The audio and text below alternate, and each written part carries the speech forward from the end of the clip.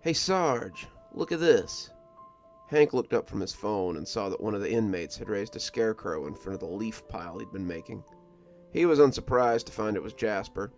Jasper had always been more of a talker than a worker, and today it was clear that his rake hadn't seen much use. He had come across an old green button-up shirt and stuffed it with leaves, making the body bulge oddly. He put a sack head on top to complete the ugly old golem, and drew a crude scarecrow face on the front. The whole work had been stuck on top of a broken rake handle and stuck in the ground before the ever-growing leaf pile. It hung there like a silent guardian as the inmates raked their pile closer and closer to the growing mound. Hank wanted to be angry with Jasper, but honestly, this was a great idea. "Well, look at that, Jasper. You made us a little mascot." "I didn't make him, Sarge. He told me how to put him together. His name is Grun." "He tell you that too?" Hank asked, beginning to get a little tired of this game already. Jasper nodded. "Whispered it to me when I found his head in that ditch." Hank sighed before telling Jasper to get back to work and return to the bus. As he slid into the cab of the van, he picked up the dummy phone and texted Al the location. "Look for the scarecrow with the sack head," he typed. And when Al, or whoever was manning the phone, sent back a string of question marks, Hank elaborated. "One of the inmates made a scarecrow. You can't miss it." As Al sent back a thumbs up, Hank sat back in his chair and reflected on how this was the easiest job he had ever had. Hank had worked for the Department of Corrections for about 5 years. He had only been a sergeant on the road crew for about 4 months, though. The job wasn't particularly hard, and Hank mostly found himself sitting in the cab of his work van and watching Netflix on his phone.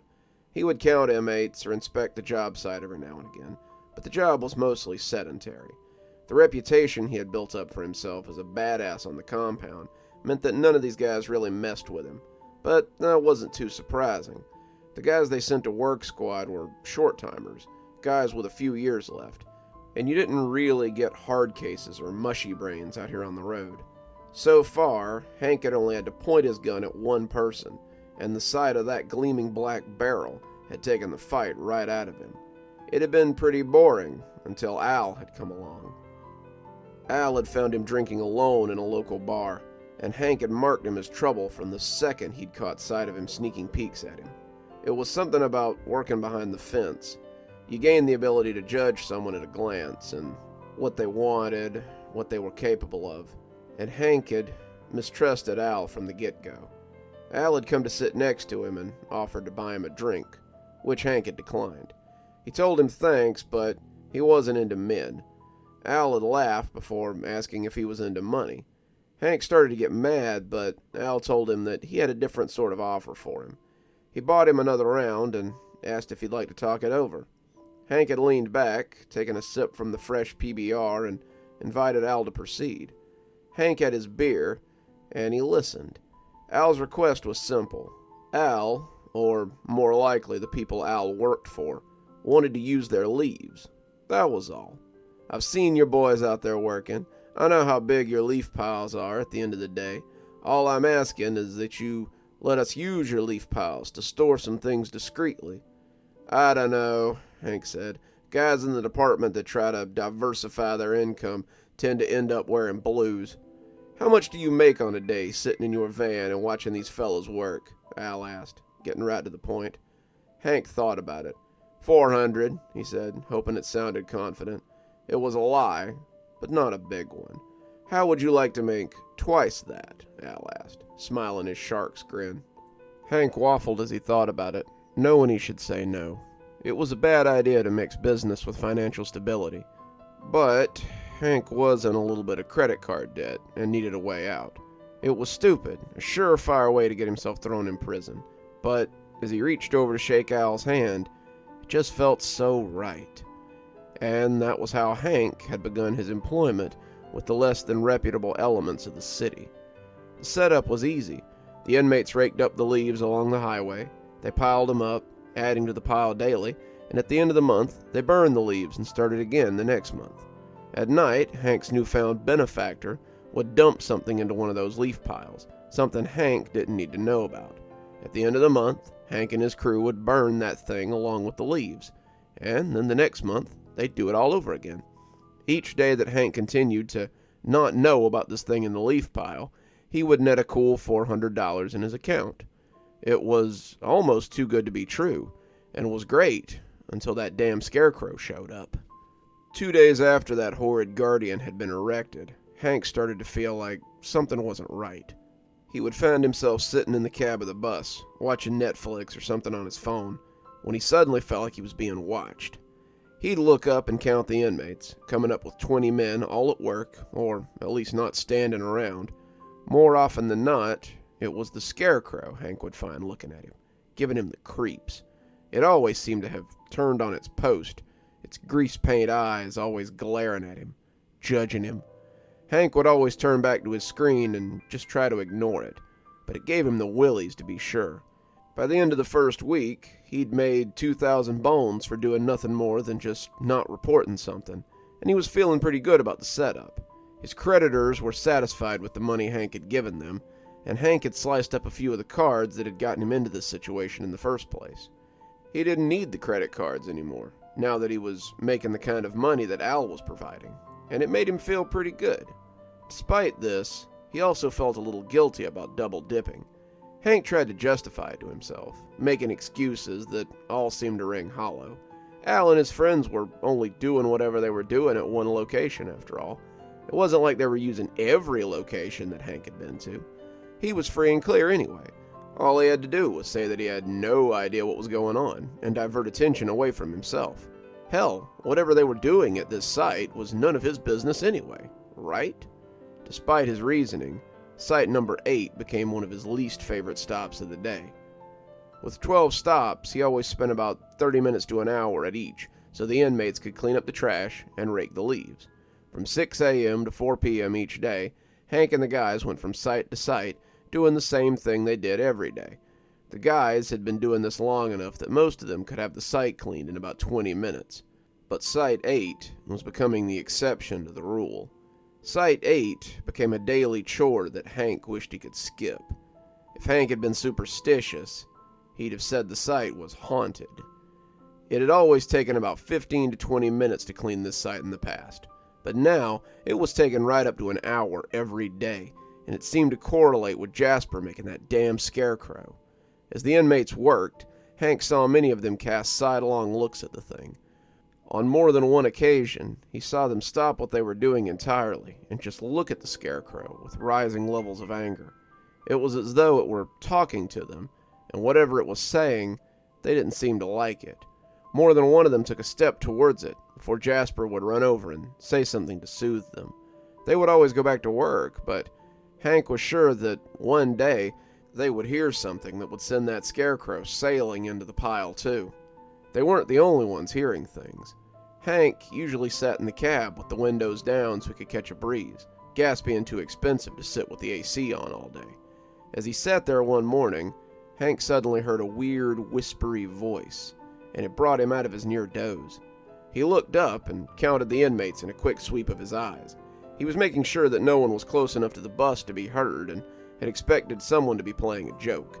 He was not in a joking mood, and this was something that Hank was prepared to take someone back to prison over. What he found was all 20 of them hard at work. Even Jasper was raking this morning, and none of them were anywhere close to the van. Hank looked back down at his phone, his eyes growing a little heavy again, but his head snapped back up when he heard the same whispery voice crawl across his nerves.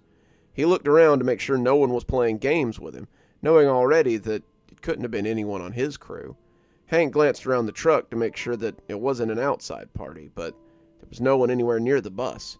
The breeze creaked the scarecrow on his post, and it seemed to him that it was pointed in Hank's direction, the ragged thing seeming to inquire if Hank was looking at him. Hank climbed back into the cab, looking back down at his phone as he tried to drown the sound out with some show or another. He could hear that spidery voice as the opening to Law and Order scrolled severely by, and no amount of volume increase could stop it from rankling his senses. When it whispered again, Hank jumped as though someone was right next to his ear. Hank had thought he heard it plain as day, and the words were low but clear. "He comes." The slamming door turned all the inmates around, Hank's eyes creeping over them accusingly. "Which one of you's doing that?" he yelled, all 20 of them glancing up in confusion. They didn't understand, but when the guy with the shotgun spoke, the masses listened. "Doing what, boss?" Creed finally asked. "Whispering real loud. Whoever's doing it, stop it. It's giving me the creeps." 20 sets of shoulders shrugged in that eerie unison that inmates seemed to possess, and went back to work. The Scarecrow groaned on his post as he observed them, and as Hank returned to the truck, he heard it again. It was plain as day now, and it sounded as though someone was standing right behind him. Hank glanced over his shoulder at the inmates, but they were 30 to 40 feet away. There was no way any of them could have whispered that loud and that clear. He closed the door and settled onto the front seat. The Scarecrow creaked on his post again, snapping Hank's head around to look at him.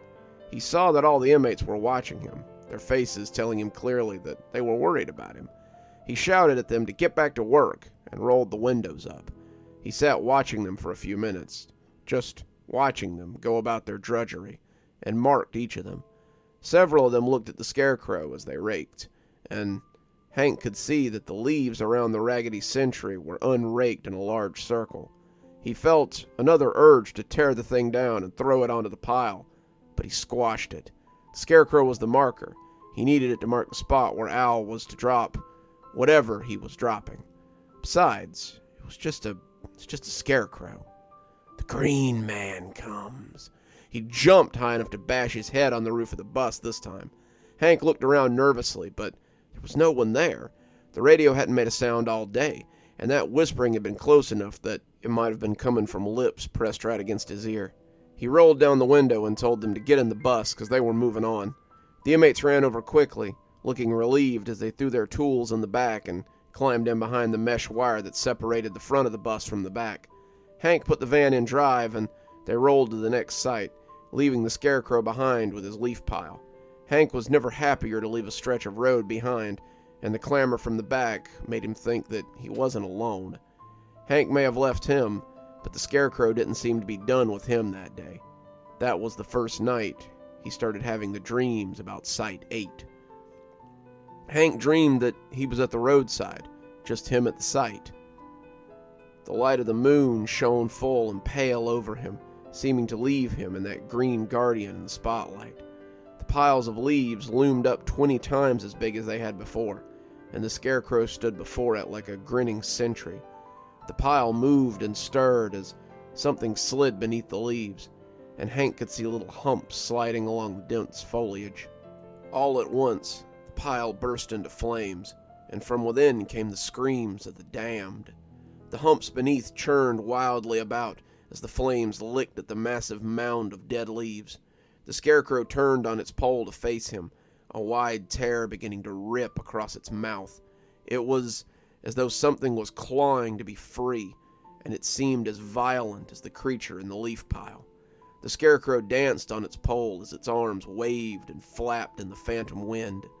As the fire backlit the Scarecrow, his mouth came open, and he spread that dark pit that was fit only for terrible things. "He comes! He comes! The Green Man seeks his sacrifice!" the Scarecrow screamed at him. Hank shuffled back a step, seeking escape, when his foot caught on something. He fell hard on his backside as the flames danced higher. Hank could hear the screams take on a tortured, cat-like wail as the flames sent the shadows up behind the pyre. The shadow was monstrous. Its head was a mass of antlers. From the shadowy face, its eyes burned, and its voice rose. Its voice was that of the Headless Horseman when it spoke to Ichabod, the voice of the wolf when it spoke to Little Red Riding Hood, the voice Faust heard just before he was drawn into hell. "I come," it bellowed, and Hank awoke in a cold sweat with the covers constricting him. "Aren't you going to go back to see the Scarecrow?" Jasper asked. Hank ignored him as he drove on to Site 9. He avoided Site 8 for the next 3 days. The inmates didn't seem to mind, all except for Jasper. He would press his face against the window, leaving smudges on the glass as he followed the lonesome Scarecrow with his sad eyes. Every day, he would ask if they were going to Site number 8, and every day Hank would ignore him. The money kept being deposited, despite Hank not going there. The leaves gathered and the trash collected, but no one seemed to notice but Hank. The dreams persisted, though, and Hank was beginning to sleep less and less. He had hoped that maybe avoiding the sight would help him kick the dreams, but it seemed to make them worse. Every night, he would dream about that screaming scarecrow, and every night he would see that horrid monster as it stood behind the fire. Hank had hoped that, after a week of not going to the site, the dreams would finally cease, but it seemed that fate had other ideas. After 5 days, someone noticed his lack of attention. Hank suspected that Jasper had written a grievance about it so that he could take care of that damned scarecrow, but it could have just as easily been a phone call from a concerned citizen. Hank got an email from his boss telling him that Site 8 hadn't been visited in several days, and if he wouldn't go back to it, he would find someone who would. It was 2 weeks from burning day, so it wasn't as though Hank could put it off either. The phone call from Al, however, was far less pleasant. Hank had been keeping the little phone charged, just in case, and when it rang one night, he nearly jumped out of his skin. He was so used to it being silent that when it finally did ring, it was like the family dog talking. Hank picked it up nervously like he thought it might explode, and when he said hello, he heard Al on the other end as he asked what was going on with the drop site. He was clearly smiling as he spoke, but his voice was full of razors. "We've paid you a lot of money, buddy, and you haven't been maintaining the site. A messy site draws attention, and attention is the last thing we want. Understood? I trust you'll stop by tomorrow and ensure that everything is ship-shape. Wouldn't want you to have to know what we've been dumping at that site, now would we?" With that, Al hung up, and Hank began to realize that he'd bitten off more than he could chew. The next day, he was back at Site 8, and Hank was not looking forward to what lay ahead. The inmates were already grumpy about having to do a week's worth of work, and tempers were definitely on edge. The wind was making the scarecrow creak on his pole, and Hank saw more than one of them stop what they were doing to look at him. Jasper was the only one who seemed to want to get close to him. He was plucking at his sleeves and crooning to him as the others worked. The lack of help wasn't going to go over very well, and after an hour of raking and picking up had gone by, Hank saw one of them striding towards the scarecrow with murder in his eyes. Rogers was a big black guy whose prison blues looked painted on him, and his destination was pretty clear. Jasper looked scared as he watched him approach, but Roger knew exactly what he wanted. "No, don't touch him, But Roger cut him off. "I'm tired of that goddamn thing whispering at me. Move, Jasper, I'm throwing this trash on the pile." "No, you can't. He serves the green man. He'll strike you down if you mess with his serf—" Roger threw a right cross that laid Jasper out. But as he gripped the post with the scarecrow on it, Jasper howled and grabbed his leg as he forced him to the ground. The two rolled on the leaves, hitting and kicking, but as they got closer to the main pile, Hank began to get scared that something might be discovered. He reached into the cab and grabbed the shotgun, firing it into the air and bringing them back to their senses. The two stopped fighting immediately, and as Hank walked towards them, they sobered up pretty quick. "That's enough. That's the last straw. Everyone get your asses back in the bus, now!" As they shuffled off towards the van, Hank did what he should have done a week ago. He picked up the scarecrow and threw it into the pile. Jasper cried out harshly from the van, the other inmates restraining him as he tried to rush Hank and get himself good and hurt. The scarecrow landed post down, and when it did, Hank heard the sharp end stick into something meaty. It was a big pile. There was no way he should have been able to hit more than leaves. As the red splatter crept up the post, Hank knew what was being dumped there. When Hank picked up the shotgun and walked back towards the bus, Jasper was laughing in the far back of the van. The others were giving him a wide berth, and Hank couldn't blame them. Hank tried to tune him out, but it was impossible as Jasper kept giggling and gibbering from the back of the van. "His sacrifice lies below the surface. The green man will have his treats this year." Jasper giggled all the way to the next stop, and Hank let him stay on the bus for the rest of the day. That night, the scarecrow was back at his appointed place in Hank's dreams. This time, when the fire was lit and the shadow was cast, Hank could see the caster of it. He was tall, dressed in armor, and his head was christened with a rack of magnificent antlers. He noticed Hank noticing him, and Hank shuddered as his regard fell on him. The creature came towards Hank, and he could hear the scrape of a jagged something as it rasped on the ground behind him. It came forward, raising a massive axe, and just as it loomed over the terrified Hank, ready to bring it down, he woke up. The Scarecrow was back where he had been the next day, the pole still rusty red where it had pierced something in the pile. Jasper was pleased, stroking the Scarecrow and singing to him, but the other inmates seemed as uneasy as Hank was. Who would put it back? Why had they put it back? The more he looked at it, the more Hank thought that the Scarecrow had simply put itself back. It had gone right back into the hole that it had come from, and the more he thought about it, the more Hank thought about the dream he would inevitably have again that night. On that, he was right, but when he awoke from the dream later that night, he didn't wake up in his own bed. Hank woke up and became aware of the cold on his naked chest. His pajama pants were wet, the cuffs clinging to him, and his legs were damp on the back from lying on the ground. He was lying on a bed of leaves, an old newspaper under his head, and when he looked up, he felt his heart skip a beat as he jittered backwards on his hands and feet. Hank was on the side of the road, with the Scarecrow looming over him. He half expected the pile to catch fire and the horned thing to loom over him once again, but when no such combustion occurred, Hank walked home in a daze. It was a long walk, made all the longer by his hurting legs and bleeding feet. It appeared he had walked the 8 miles from his home to here, and his feet had suffered the brunt of the excursion. He got back in his bed just as the sky started to pinken, and 10 minutes later, his alarm blared to life. Hank growled as he slapped it off. Today was not going to be an improvement over the day before. Hank was a zombie at work, and he caught himself napping in the driver's seat more than once. Roger commented that he looked like crap when he'd driven up to pick them up this morning, and Hank said that with the black eye he was sporting, he must be an expert. Hank didn't notice till they got to the first stop of the day that Jasper wasn't there, and when he asked Roger where he was, the big man scoffed. He went crazy last night in the dorm and they locked his ass in confinement. Serves him right. He's been acting crazy ever since they found that damn rag man. Hank nodded, knowing the feeling all too well. He'd been feeling pretty crazy since that Scarecrow had been found too, and Hank had a feeling that his craziness wouldn't be so easily cooled as Jasper's. He woke up underneath the Scarecrow again that night. There was something in his hand this time, and when he looked down, Hank realized that it was a box of matches. They were the big ones from the kitchen, the ones with the fat heads and the long stems.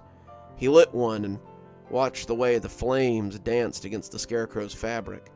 Hank wondered what it would be like to light him on fire, just spark him up and watch him burn. And the want was almost too strong to bear. Instead, he just slipped the matches into his pocket, blew out the lit one, and started his long walk home. He bummed a ride a few minutes later, getting to his house before dawn, but that turned out to be the only bit of luck that day. Hank was having real trouble keeping his eyes open as he sat in the van that day. His body was sore, his legs cramping every time he tried to use them. Hank was barely coherent by this point, but the department was short-handed, and no one had time to listen to his problems. It wasn't as though he had the kind of job you could just take a day off from, and unless Hank wanted to find himself demoted, he would have to be at his post. The saving grace was that tomorrow was Saturday, and the work squad didn't convene on Saturday. Hank would have the next 2 days off, and he could hopefully get some rest before hitting it hard again Monday. He was snoring half an hour later when the sounds of raised voices brought him around. Roger was face to face with another inmate. Hank thought his name might be Harrow, and the two had a large group gathered around them. Harrow was yelling about Roger not helping, and Roger was yelling about Harrow being an idiot and how he'd picked up half the trash while Harrow was raking leaves. Hank could see a powder keg getting ready to burst as the Scarecrow looked on in smiling approval, and he climbed out of the bus as he tried to de-escalate the situation. He could have brought the shotgun with him, but he still held out hope that he could stop this before it got out of control. That hope was dashed when the brawl broke out. Men with rakes, men with sticks, and men with nothing but their fists started pummeling each other. Hank was still at the edge of the conflict when it erupted, and he backpedaled like a frightened cat as he ran to the bus to get his radio. He called it in, letting them know that he was safe but the inmates were engaged in a riot. Help was immediately dispatched to his location, but Immediate wasn't quite quick enough. Hank watched a rake slap across someone's face and sent a wash of blood over the burlap sack that was the Scarecrow's head. He saw Roger bash another inmate, not even the one he had started an argument with, across the face with a chunk of deadfall, and they fell in the dirt with blood leaking out of their ears. 2 more were kicking a third to death until a 4th came and slapped one across the back with a rake, leaving a long line of scratches down it. It was hard to look everywhere at once, and as the melee went on, Hank saw the Scarecrow dancing gleefully on his pole. The blood splattered on the ground seemed to please him. Maybe it pleased the Green Man, too, and when the cars finally got there, more than 8 of his men were on the ground and wounded. There were local cops, highway patrol, some of them, and they shouted and waved their guns around until all of them got on the ground and submitted to restraints. When it was all said and done, Hank found himself on probation. It was a wonder he wasn't fired outright, the major told him, and he'd be lucky to go back to work squad at all. "You're slipping. You've been slipping for the past few weeks. Go home and get some rest or something. We'll discuss the terms of your probation tomorrow." Every inmate on his crew was sent to confinement pending discipline, and if Hank was ever allowed to run work squad again, he'd need some new faces. These things had seemed important while they were happening, but they hardly seemed to matter now. As Hank stood on the side of the road in his pajama pants, the can of gasoline in one hand and the book of matches in the other, he realized that nothing would ever matter again. Hank barely remembered the trip. One minute he was stepping out of the shower and slipping on his pajamas. The next, he was in the garage grabbing a can of gas. Hank had a vague memory of walking up the side of the highway as cars droned by, their drivers likely thinking he was crazy. He guessed he must really look nuts, walking up the highway instead of climbing into bed. But Hank had finally given up on what he wanted and decided to give the Scarecrow what it wanted. Hank splashed the gasoline around a little before finally just throwing the can into the pile of leaves. It wasn't as big as it was in his dream, but it was pretty big. Nothing moved below the surface, but Hank thought he could see some weird shapes under the pile as he struck the match and looked into its dancing flames. It was so pretty, so warm, and if Hank looked deep enough, he could almost see someone other than this green man that haunted his dreams and filled his days. He dropped the match, and the gas took flame effortlessly. The whole pile burned cheerily, and when the can erupted suddenly and explosively, the whole mess went up in a huge conflagration. Hank lit his beacon. He could smell his feast cooking. As Hank watched the flames, they seemed to beckon him forward. Hank shivered as the autumn wind glided over his skin. He was cold, but he thought it would be warm in the flames. As the Scarecrow burned happily, his face melting as the flames devoured him, Hank thought he might go find out what that lovely green guardian had discovered in the flames. Hank took a shaky step towards the pyre, preparing to be warm eternally.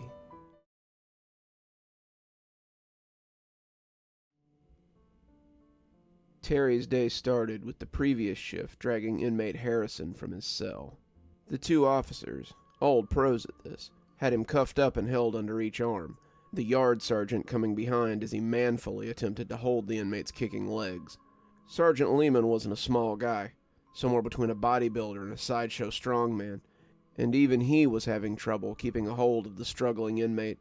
Harrison was 6.5 feet tall, and mostly ankles and elbows. As they pulled him out, he was screaming loud enough to shake the cobwebs in the rafters. "Make it stop! Make it stop! Make it stop talking!" Terry grabbed a leg as he tried to help Lehman get the struggling man off the quad.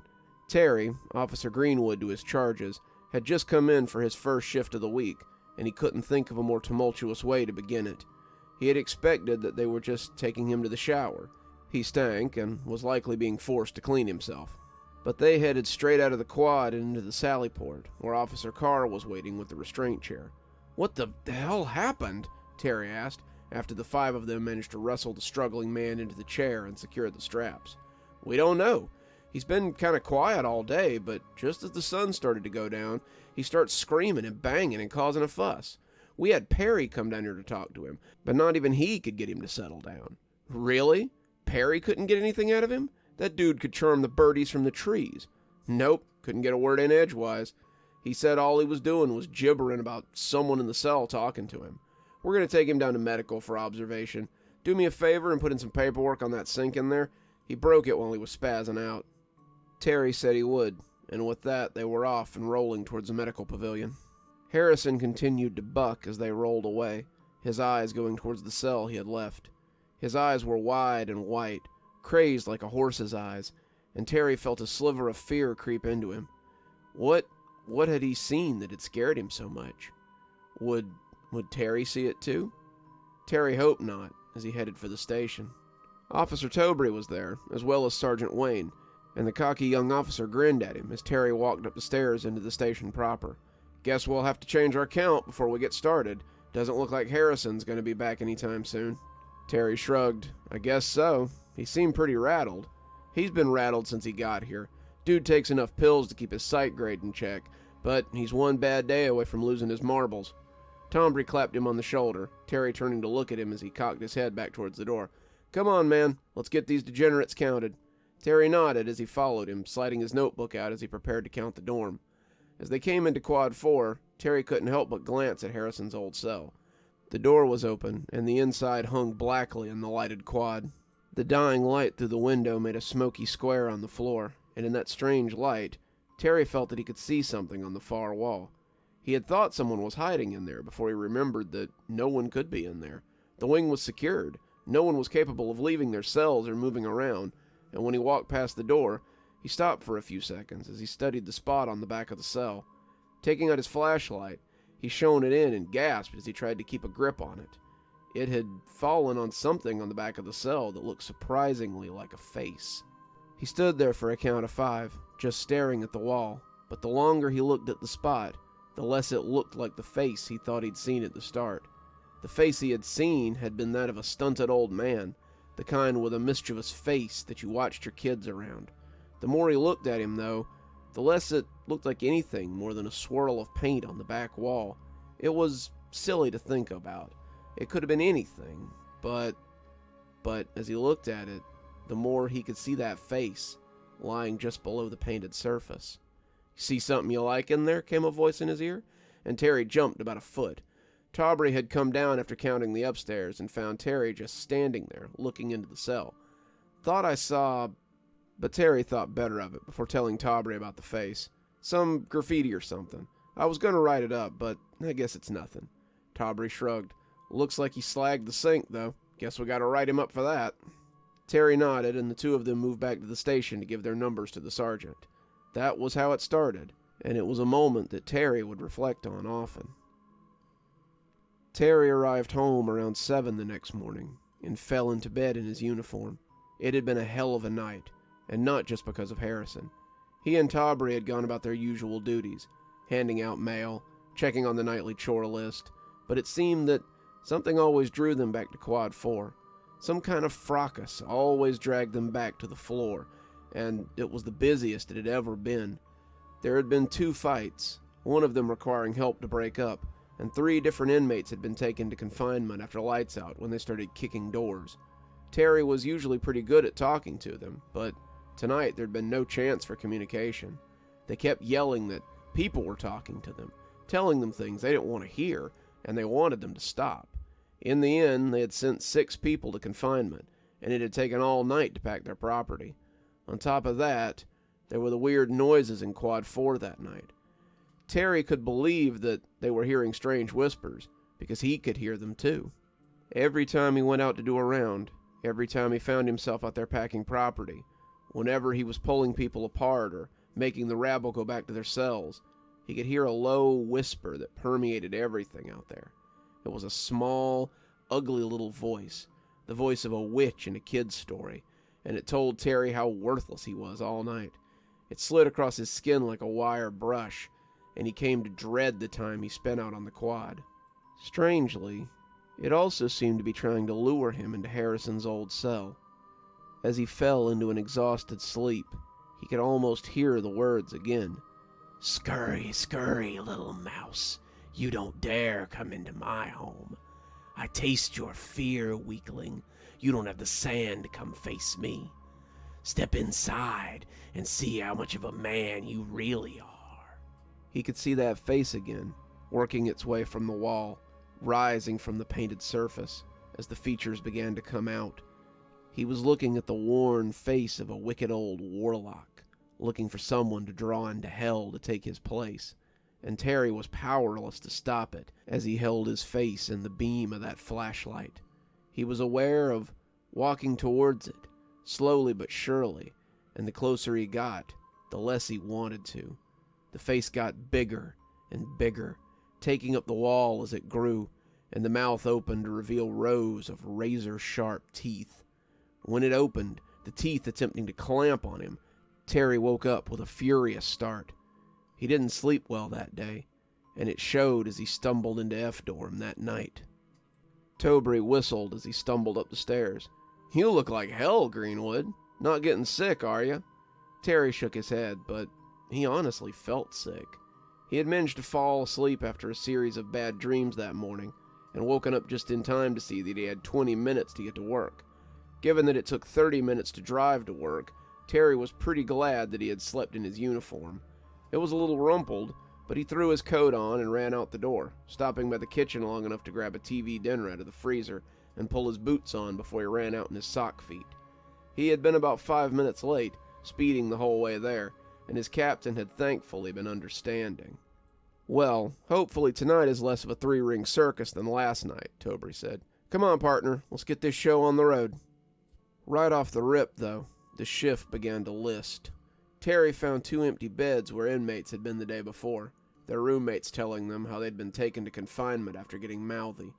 The door to Harrison's cell had been closed, but it did nothing to cut the sounds of the spidery whispers that Terry had heard last night. He tried to tell himself that he was remembering it wrong, that the whisper was something he had heard in his dream and attributed to his time in Quad 4 yesterday. But as he stood before that closed door, he could hear that caustic scuttling across his senses. "Open the door, weakling. Don't worry, I won't bite." The voice sounded pleased with its little joke, but Terry found that he didn't dare open that door and take a look. That night, he and Tobry were absolutely slammed. They had to break up another fight, and after lights out, they had several others kicking the door. It got so bad, Terry finally just turned the TV on out there, anything to dampen the whispers they all could hear. It helped a little, but there was a lot of grumbling amongst the cells when Terry went to do his rounds. He didn't doubt they could hear it. Terry could hear it, and it seemed to get louder every time he walked past the cell they had taken Harrison from. When he looked through the little glass window, Terry thought he could see eyes looking back at him. They reflected like a dog's eyes, red and sparkling in the light of his flashlight, but the wall was still flat and featureless. As the two of them left the next morning, Tobry clapped him on the shoulder and reminded him that, hey, at least he had the next 2 days off. We can rest up for the long weekend to come, and hopefully it won't be as bad as these 2 we've just had.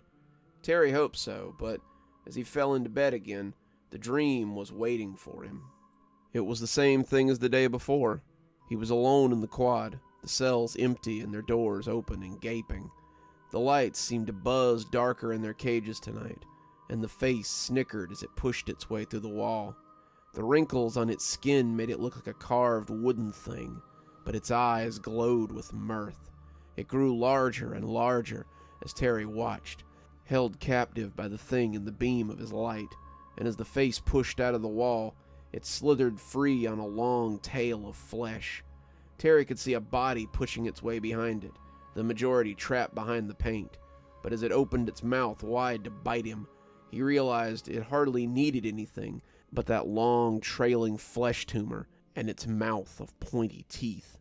He spent that first day in a state of perpetual doze. He would fall asleep, and the dream would be waiting for him. The monster would come slithering out of the wall, ready to bite, and Terry could do nothing but stand there and watch it happen in the beam of its flashlight. It bit him again and again and again, each bite burning as he came awake.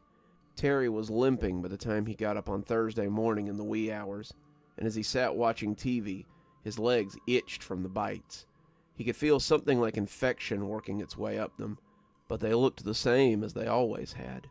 He stayed awake most of Thursday, taking cat naps in his recliner, but even then he was constantly falling back into the dream. By Friday, Terry was exhausted, but he couldn't afford to call out. He put on a fresh uniform as he staggered out the door, not sure he had the energy to do much more than shamble to his post and sit down. That was the night that Carter decided to take a hostage, and the creature decided to leave his dreams and enter the real world. Carter had the cell next to Harrison's. He'd been kicking on the second night and should have technically been taken to confinement, but the sergeant over there had said they were out of room and asked Terry to try to work things out without resorting to rehoming him in the box. He had quieted once the TV had come on, but Carter still looked shell-shocked when they let him out of the dorm for breakfast that morning. He had a haunted expression as the two officers conducted their first count, and when his roommate asked Terry if he could swap cells, Terry gave him the same tired line about how this was a prison and not a summer camp, and you didn't get to pick your bunkies. I know that, Sarge, but... The inmate looked back at Carter as the man stared at the wall. He's been acting weird. He whispers to himself at night, and I think he might try to hurt me. If he tries, we'll come and save you. Till then, this is your house, so clean it up, Terry monotoned, before going back to counting. It was an hour later, as Terry tried to stay awake during his paperwork, when the pounding from the quad brought them around. Tombre asked Terry if he'd go check it out, and Terry was thankful for an excuse to walk around until he got to the floor and saw what was going on. Inmate Carter had closed himself and his roommate into the cell and was demanding to speak with the captain. He was holding his roommate in a headlock as he pressed a piece of jagged metal to his throat, threatening to kill him if he didn't get what he wanted.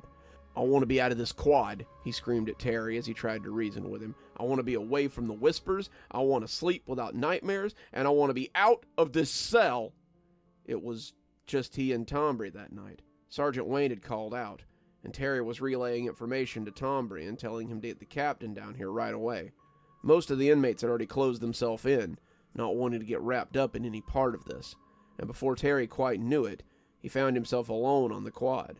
Their faces were pressed against the glass, watching it all unfold from the safety of their cells, but they were as good as miles away behind those steel doors. Tombre came in over the radio, telling him that the captain was getting a group together to come help. ETA was about 3 minutes, but it turned out they didn't have that long. Carter screamed suddenly, letting his roommate go as he clutched his ears and shouted his fear towards the ceiling. Only one way to make it stop, he gibbered, and then he plunged that piece of metal into his neck. Terry let the radio slip as he ran forward without thinking.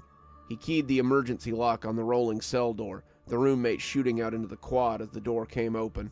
He went screaming for the inner door as Terry came into the cell, and as inmate Carter went to the ground, Terry put a hand on the spurting neck to try to stop the flow of blood. He shouldn't have gone into the cell with an unrestrained inmate. He shouldn't have been elbow deep in blood without gloves. Terry should have waited for medical and backup, but as he pressed against the ugly wound from which the piece of metal grew, his only thought was not watching this man die.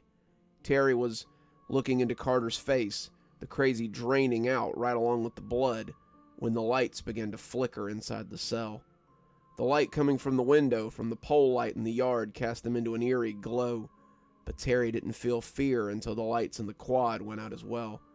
He could hear Tombre yelling over the radio he had left out in the quad, the roommate nowhere to be seen, and all Terry could think to do was keep his hands over the gushing wound in Carter's neck. He was shivering, the man convulsing against him as he looked into the murky darkness around him, and then he heard the catch release on the door to the cell next to his. "Give me my prey," came the whispering voice from his dreams as it slithered from that dark womb. Carter whimpered against him, trying to press himself against Terry like a frightened child. This was clearly what had driven him to the edge, and now it was here to get him.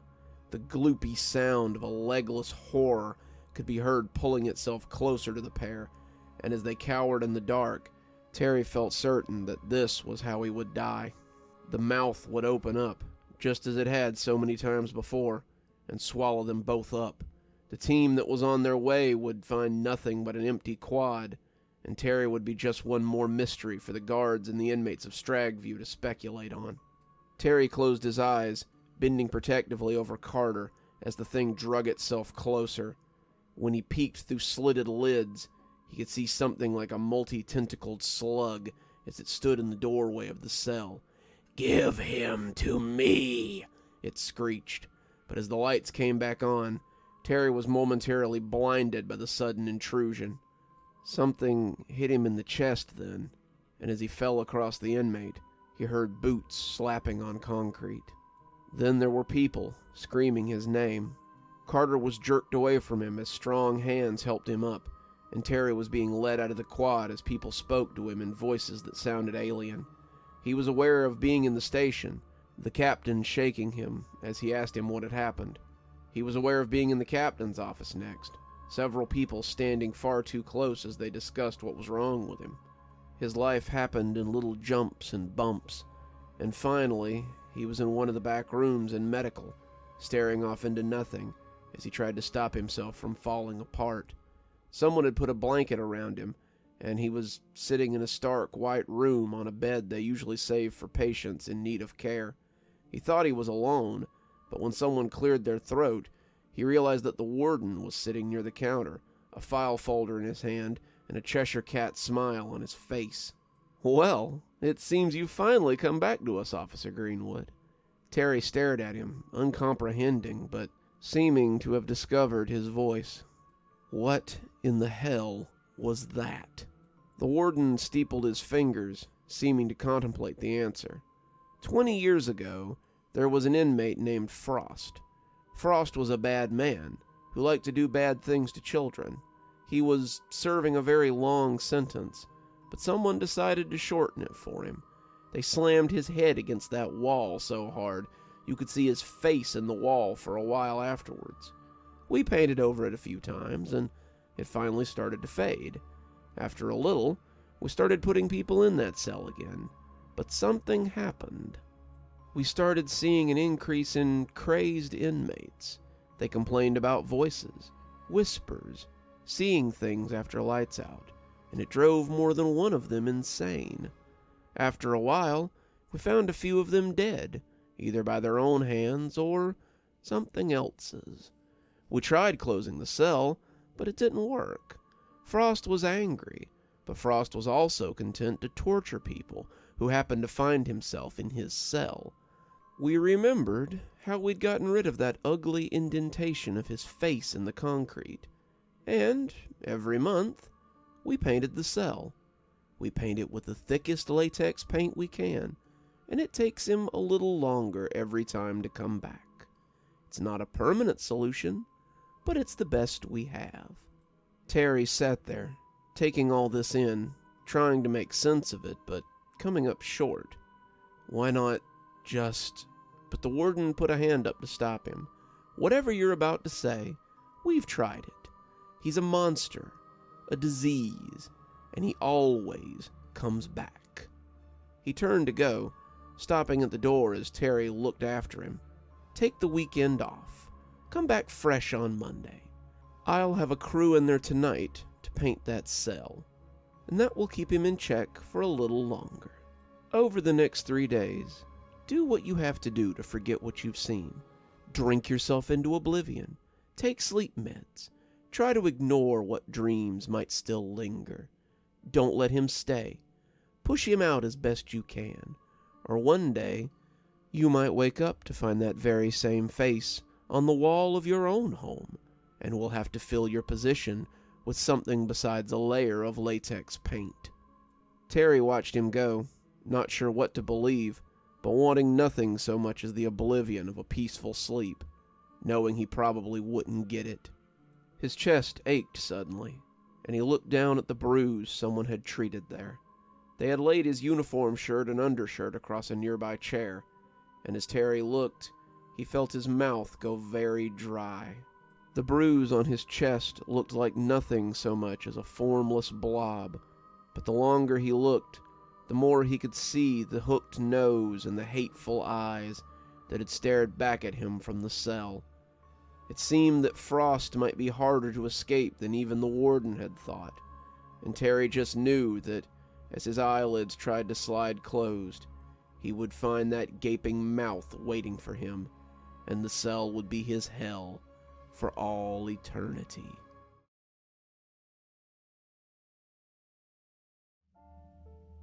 They tell you not to get too friendly with the inmates. Statistically, 45% of prison staff will have an unwise encounter with an inmate at some point in their career. What this translates to varies from person to person, but in my case, it was a little worse than most. I lost it all, and all because I talked a little too much with an inmate. "Morning, Sarge." That was inmate Howard's usual greeting. He'd been in maximum security for as long as I could remember. He'd been sentenced to life in prison for a string of murders he'd committed against women. He'd gotten himself a cell in maximum security because he'd killed at least 3 roommates.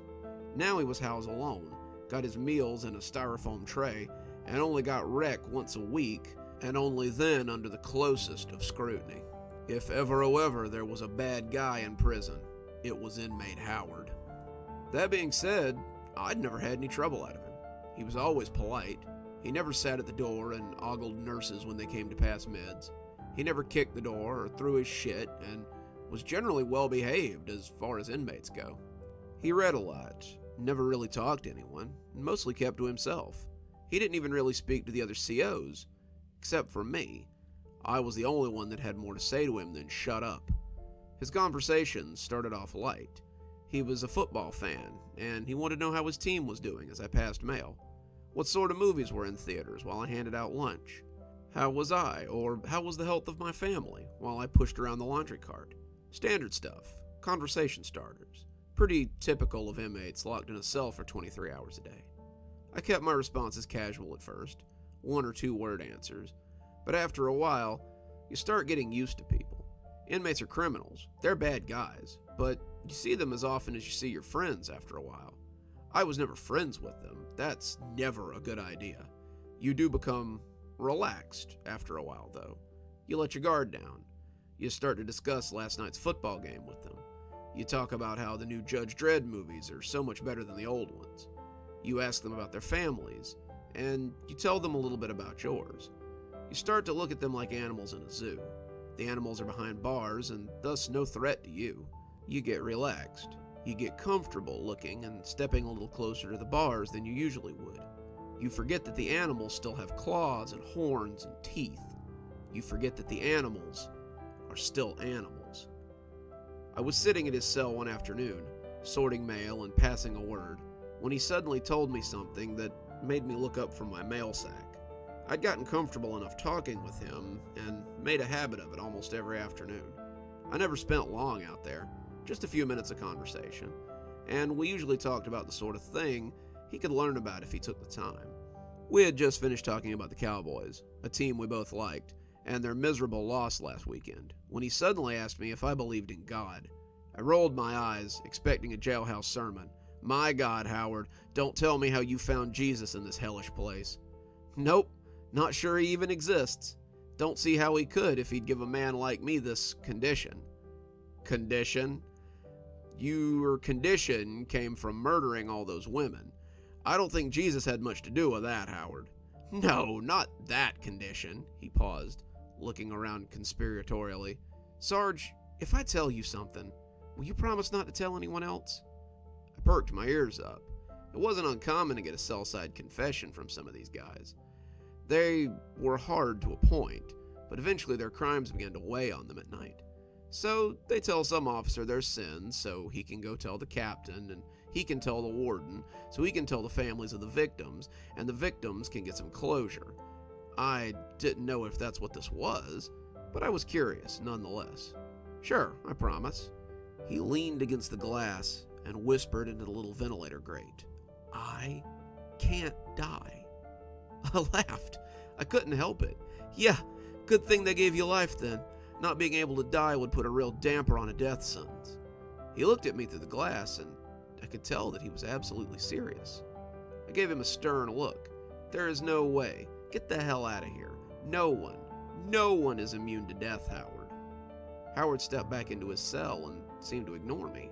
He sat on his bunk and stared at the floor, and I kept passing mail. There was no way. This was a classic inmate game of see if I can get one over on the CO. Once I bought it, he'd laugh and tell the quad how he'd got me, and they'd all laugh at me too. When I finished his quad, I looked back at his cell, and he was standing at the door again. Howard was wearing the same determined look that I'd seen earlier, and for a moment, I wanted to talk to him and clear things up. If he hurt himself because of this, I could get into some real trouble. I put it out of my mind, though, and went about my routine. It was almost time to leave, and I wanted to be out of the door when 6 o'clock rolled around. Howard didn't bring it up again until the next day. I came around with the lunch trays and noticed that he was standing in the back of his cell. He was naked from the waist up, his chest a tapestry of scars and mostly healed burns, and he was pressing a shank to the spot where his heart should be. I scrambled for my keys as I fumbled for my gas, intending to spray him before he could stab himself. Before I could get the flap open, he had already plunged the knife in. He backed into the wall, his knees giving way as his blood pumped out of his chest. I felt my numb fingers reaching for my radio to call for help. I had just drawn it to my mouth when he hit the door, the hole in his chest already closing, and drug the wet knife across the glass. "Believe me now?" he said, his voice completely even. The radio buzzed to life. Whoever was in the booth must have noticed me hit the door and thought something was going on. I keyed up the radio and told him that everything was okay as I watched the knife slide out from under the cell door and bump my foot. Howard stepped back, hands raised, a big grin on his face like a magician at the end of a particularly good trick. I still insisted that he go to medical. I told them that he had told me about a bad nosebleed, and when the captain saw how much blood was in his cell, he agreed. We shackled him, cuffed him, and took him down the path to medical, his chest and pants awash with blood. I agreed to sit with him in medical, and after the nurse looked him over, we sat in the exam room and waited to be released. That was where he told me the whole story. When I was 6, Dad came home drunk and broke my neck during a beating. I thought I was dead, lying on the floor while Mom screamed between punches, waiting to float off to wherever came next. When I didn't die, I realized that my neck wasn't broken. It had been. I knew it had been, but it wasn't anymore. My mother cried over me, tears streaming out of her raccoon eyes, and that was when I realized that I was different. When I was 16, a cop shot me 3 times in the chest during a robbery. I spent 3 years in juvie, but I was also deemed a medical miracle. I've been stabbed, burned, shot, thrown out of and off of things, and I always come back just fine. I listened to his story, unsure I would believe it if I hadn't seen it with my own eyes. That's why I wanted to tell you about it, Sarge. When my dad broke my neck, it was 1901. Dad was a coal miner, Mom was a homemaker, and I've seen the rise and fall of a century. I've looked 30 since I was 20, and I'll go right on looking 30 forever if I choose to. The thing is, I'm tired of living. It's a curse to live this long, especially here, and I want to die. There's only one way I can do it, though. He leaned in close, his chains clinking as they kept him strapped to the bed. I have to give this power to someone. I leaned away from him, his breath reeking of unbrushed teeth. "And you want to give it to me?" I said dubiously. "You're always one of the good ones, Sarge. You treat us fairly, like people, and that means something to us. I want you to have this curse. Maybe you can do more with it than I could." I'd be a liar if I said the idea of living forever didn't appeal to me. Having unlimited time to pursue the things I loved, not having to worry about time getting away from me, being able to enjoy life until I was ready for it to end. The word curse kept rattling around in my brain, but I honestly was having trouble seeing it as a curse. As I lay next to my wife that night, I imagined outliving her and our son. Maybe that was the curse. Maybe Howard had watched the people he loved die over the years. Maybe that was the terrible part. I mulled it over for a week before I finally gave him my answer. We were taking them out for cell cleanup, and as Howard stood there, ankles chained and hands cuffed behind his back, I moved next to him to ask my question. "So, say I wanted to take this power. How do we do it?" He smiled, knowingly. "I've been thinking about it for a while, huh?" "Well, yeah, you have to admit it's a tempting offer." He nodded, but said nothing. "So how does it work?" I asked impatiently. "We shake hands, and you say, 'I take this burden unto myself.'" "That's it?" I asked incredulously. "That's it," he said. He turned to look at me then, and the look in his eyes should have told me all I needed to know. His face was calm, but his eyes were hungry to be rid of this curse. His eyes burned with a secret desire, a desire unknown to anyone who hadn't been trapped in a cage like he had. His whole body seemed to vibrate as he extended his hand. If I hadn't been so eager, no, greedy is a better word. If I hadn't been so greedy, I would have seen the look and never come close enough to touch him again. Instead, I reached out and shook his hand without a second thought, saying the words exactly as he had said them. I take this burden unto myself. That is when the most intense feeling of vertigo I had ever felt hit me. My vision doubled, tripled, swam like a pool of turbulent water. For a minute that was locked in eternity, I could feel my very being as it was siphoned from me and spat back by a giant lung. I was turned into a tornado, bottled in a jar, and poured over a volcano. I cannot adequately describe what happened, but when I returned to myself, everything had changed. I was slumped against the railing, head spinning, and vomit dripping between the grating of the catwalk. My hands hurt, and my legs seemed sluggish.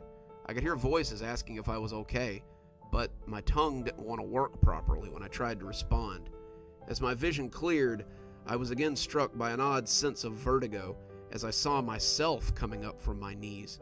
I stood up and shook my head, testing my hands and looking over at myself as I leaned against the rail. I tried to reach out, but my hands were stuck behind me. I took a step towards myself, but my legs came up short, and I fell on my face on the metal grating. My nose broke, and I was aware of the second most excruciating pain in my life. I rolled over, spitting blood, and I could see myself standing over me. When I smiled, I felt cold horror spreading over me. Howard's smile was spreading across my face. "What happened?" one of the COs asked, coming out of the cell and looking at Howard as he stood over me. "This inmate lunged at me. I had to put him down before he hurt himself," Howard said, never taking his eyes off me. "That's so," the CO said. "I think his name was Taylor, but who remembers? Want me to call the captain down here so we can start some paperwork?" "Nah, I think he's had enough. Help me get him back in the cell," Howard said. They moved me back into Howard's cell, grabbing me under the arms. Once the leg restraints came off, they walked out and closed the door.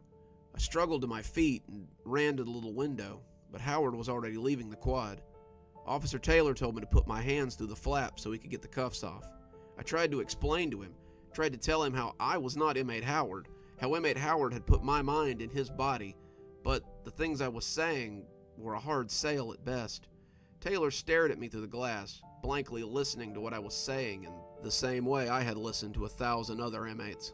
He heard my words, crazy as they sounded, but he let them wash over him before he again told me to give up the cuffs before he had to call the captain down here.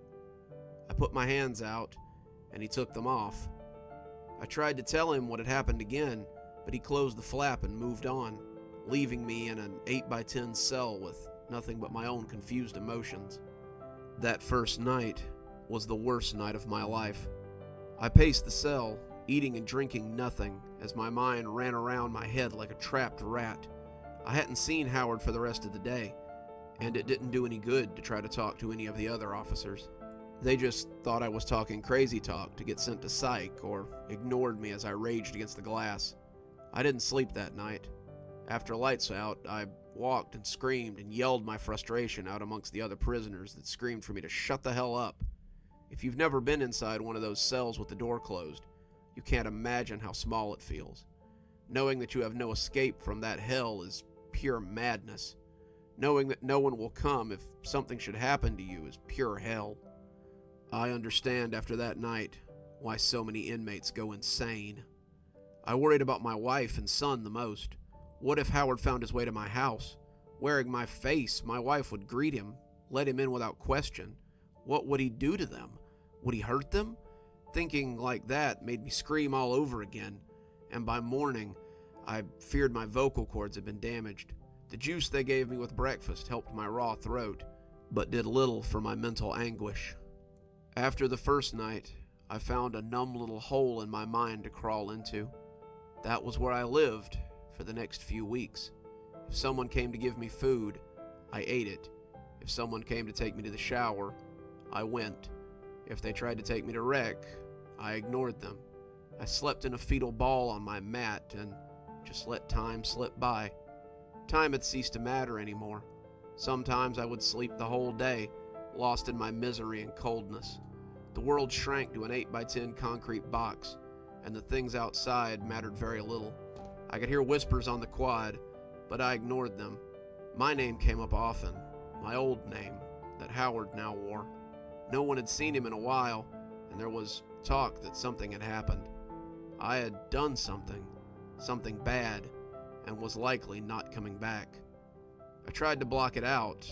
I held my hands against my ears and refused to listen. But as the details came out, my worst fears were realized.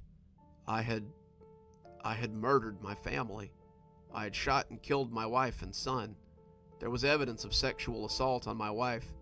Neighbors had heard her begging for her life, heard my son screaming as I killed them. He had left afterwards and killed 5 more people. They had caught him in the act and taken him alive. His trial was scheduled for later this month. He was likely to get the death penalty. This information trickled in over the course of weeks. I was privy to it, but did not actively participate. I stopped eating, my eyes constantly running at the thought of my family's suffering. My wife, my son, they were both lost forever.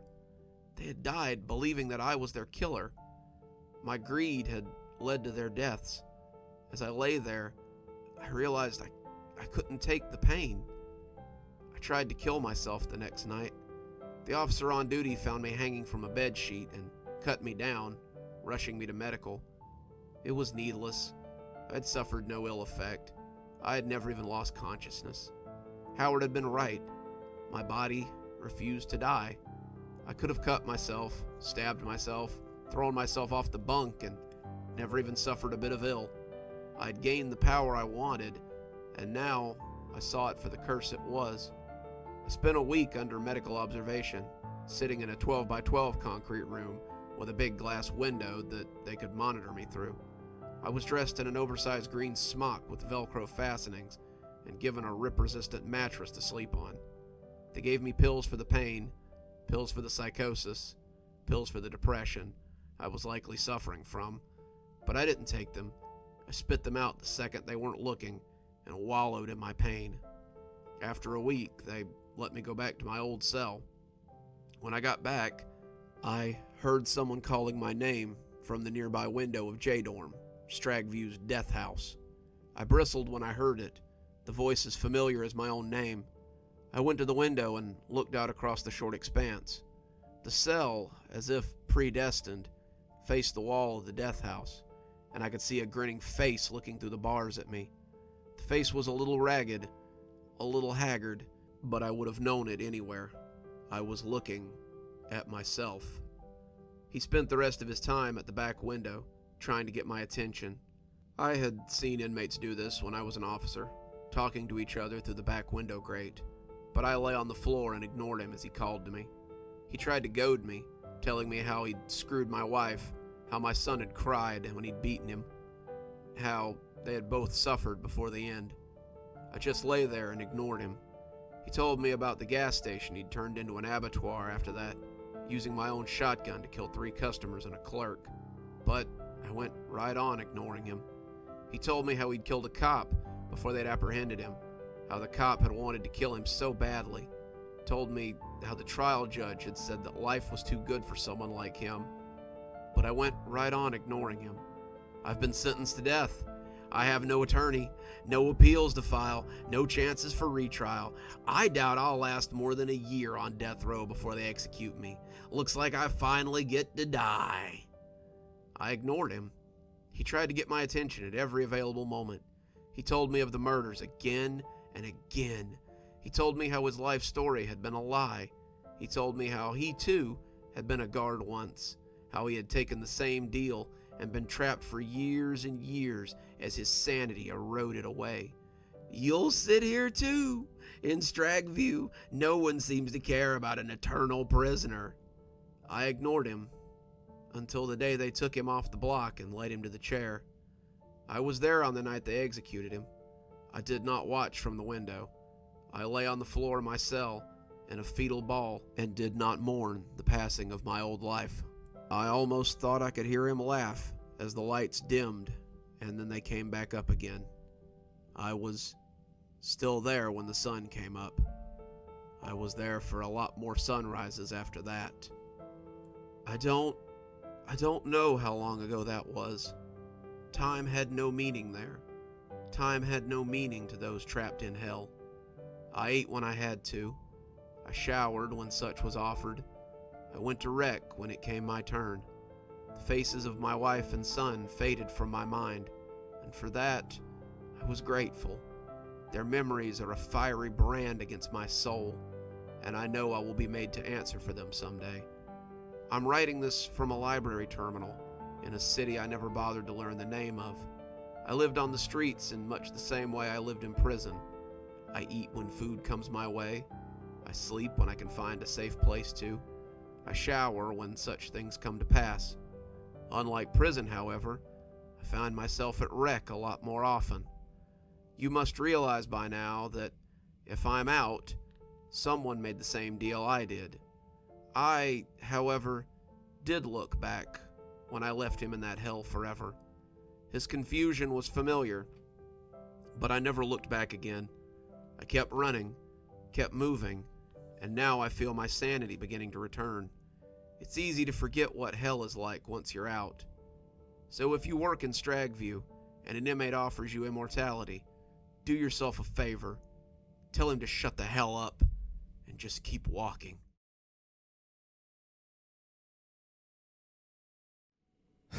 Dude, that's so nasty. Peterson, Waldo to his friends, let the ant crawl across his tongue for a few seconds as the rest of us watched.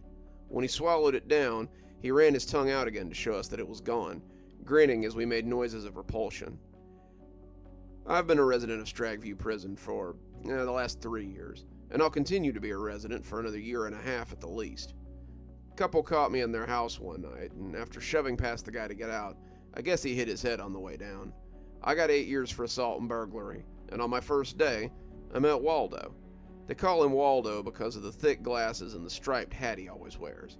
I couldn't tell you where he got it. I've never seen anything like it at the commissary, at least. Most people believe he made it himself, and I'm prone to agree. He used to work in laundry, emphasis on used to, and I've certainly seen weirder clothing items come out of that place. No one took it from him, not even the admins, and the name Waldo seems to have stuck. Waldo was known for 2 things on the compound: his hat and eating unusual things. Waldo was in prison for assault, but his talent was his cast iron stomach.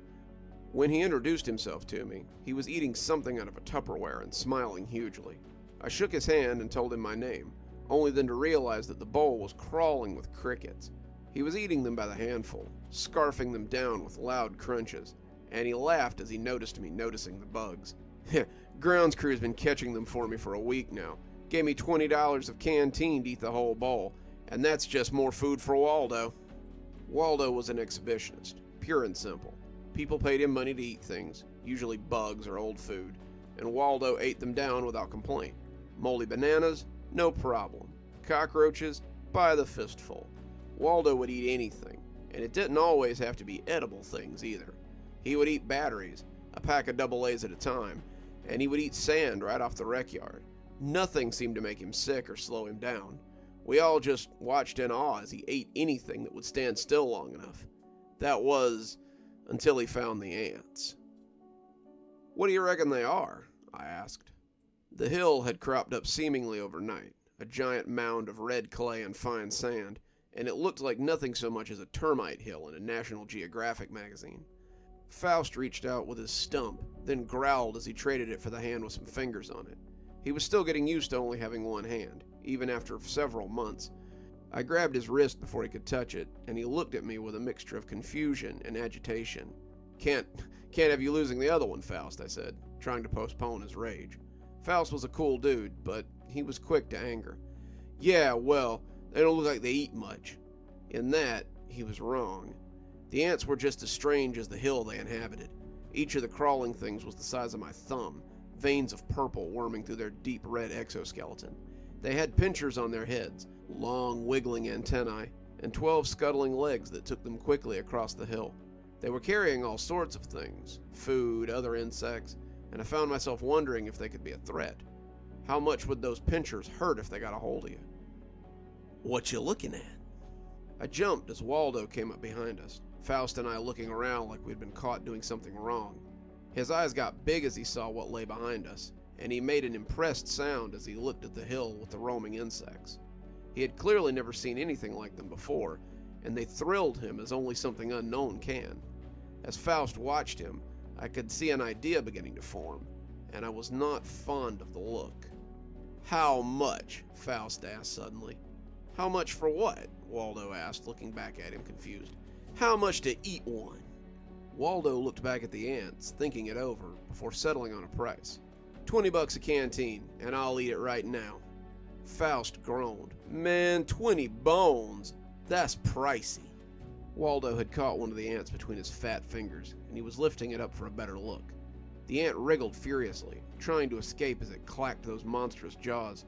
Waldo was being careful not to put his finger too close to the pincers, but the way the ant was thrashing, it would get him eventually. "Going once," Waldo said. "What about 10? I can do 10, Faust hedged. "Nope, gotta be 20, Waldo said, moving his hand back towards the hill. "Going twice." I'll put up 10, I said, not really sure why I had said it. That seemed to be what he was waiting to hear, and he threw the ant into his mouth and bit down with a loud crunch. Sold. He chewed the ant, his face becoming almost rapturous the longer he chewed it. He looked like someone eating a sweet for the first time, someone taking a bite of a favorite meal, and he turned back to look at the hill with real desire. I could swear there was drool sliding out of the corners of his mouth as he watched them scuttle around, his hands shaking a little as he reached towards the hill. "Whoa, man," Faust said. "You win, you ate one. Don't get crazy." Waldo either didn't hear him or didn't care. He was suddenly picking up ants like they were berries on a bush. He was popping them into his mouth, one after another, snapping them off the hill as quick as he could with his deft hands. A thick orange juice was running down his chin, the crunching sounding like poppers, the ones we sometimes threw as kids on 4th of July. And when I stepped up beside him, he turned and glowered at me like a dog with a bone. "Waldo, you got him, man. No need to," but he smacked my hand away when I tried to touch his shoulder. He bent over the anthill and started gobbling them down. He pushed them into his mouth by the handful, his throat bulging as they slid greedily into him. Soon he was pulling handfuls of dirt off the mound, the dirt streaking down his face like a kid eating chocolate pudding. When he pushed the mound over, the mud and dirt structure fell easily. I saw the ants come swarming out. They moved over his arms, mixing easily with the coarse hair that lay there. If they bit him, I never saw him wince, and I could only imagine that his throat was being nipped as he swallowed them. "What in the hell is going on over here?" came a voice from behind us. Faust and I turned to see Officer Grange and his big hairy fingers in the loops of his duty belt, the leather creaking as his gut pushed against it. Grange was a big guy, almost 6.5 feet, and his belly grew a little bigger every year he remained in DOC. He was what the inmates called a beater, a guard who would lay hands on you even if you didn't have to, but his face was more curious than angry today. He wasn't sure what he was looking at, and the sight made him more concerned than angry. Waldo hadn't even noticed him. His eyes goggled, the orbs swimming with tears as he found what he was looking for. The queen ant was the size of a small mouse. Her body was a deep green, her eyes a swirl of fluorescent neon as she inclined her head up to look at Waldo. Grange told us to stop him, but before we could even reach for him, Waldo had taken the fat little matriarch between his thumb and forefinger. His hands shook as he lifted her to eye level, the two sharing a long stare, before he popped her into his mouth. He fought us as we pulled him off the hill, but his face was awash with ecstatic joy. I'd seen one of my nephews eat fudge cooked by my mom once, and his face had looked just that way. The perfect mixture of joyous completion and the despair of knowing that you will never find anything like it ever again. Grange yelled for us to get him back to the dorm, and it wasn't till we got out of the rec yard that Waldo stopped shaking. He still looked off, twin brown streaks marking the corners of his mouth, discarded legs clinging to his lips, and when we got him back to the dorm and set him on his bunk, He just stared ahead like he didn't know he was still on the world. Faust returned with a small pile of noodles and snack cakes, and he dumped them onto Waldo's bed. That's when I remembered that I still owed him my half of the deal. I came back with a bunch of commissary and added them to the collection of foodstuffs. Normally, Waldo would have scooped it all up and pushed it into a locker before the leeches in the dorm could come around to beg for food, but he just let it sit there as he stared at the wall. He was acting weird, not at all like his usual self, and the longer Faust and I sat there, the more it started to worry us. Finally, after a few hours of trying to engage him in activities or conversation, we both just left to go about our business. When I went to get a shower later, I saw that he hadn't moved an inch the whole afternoon.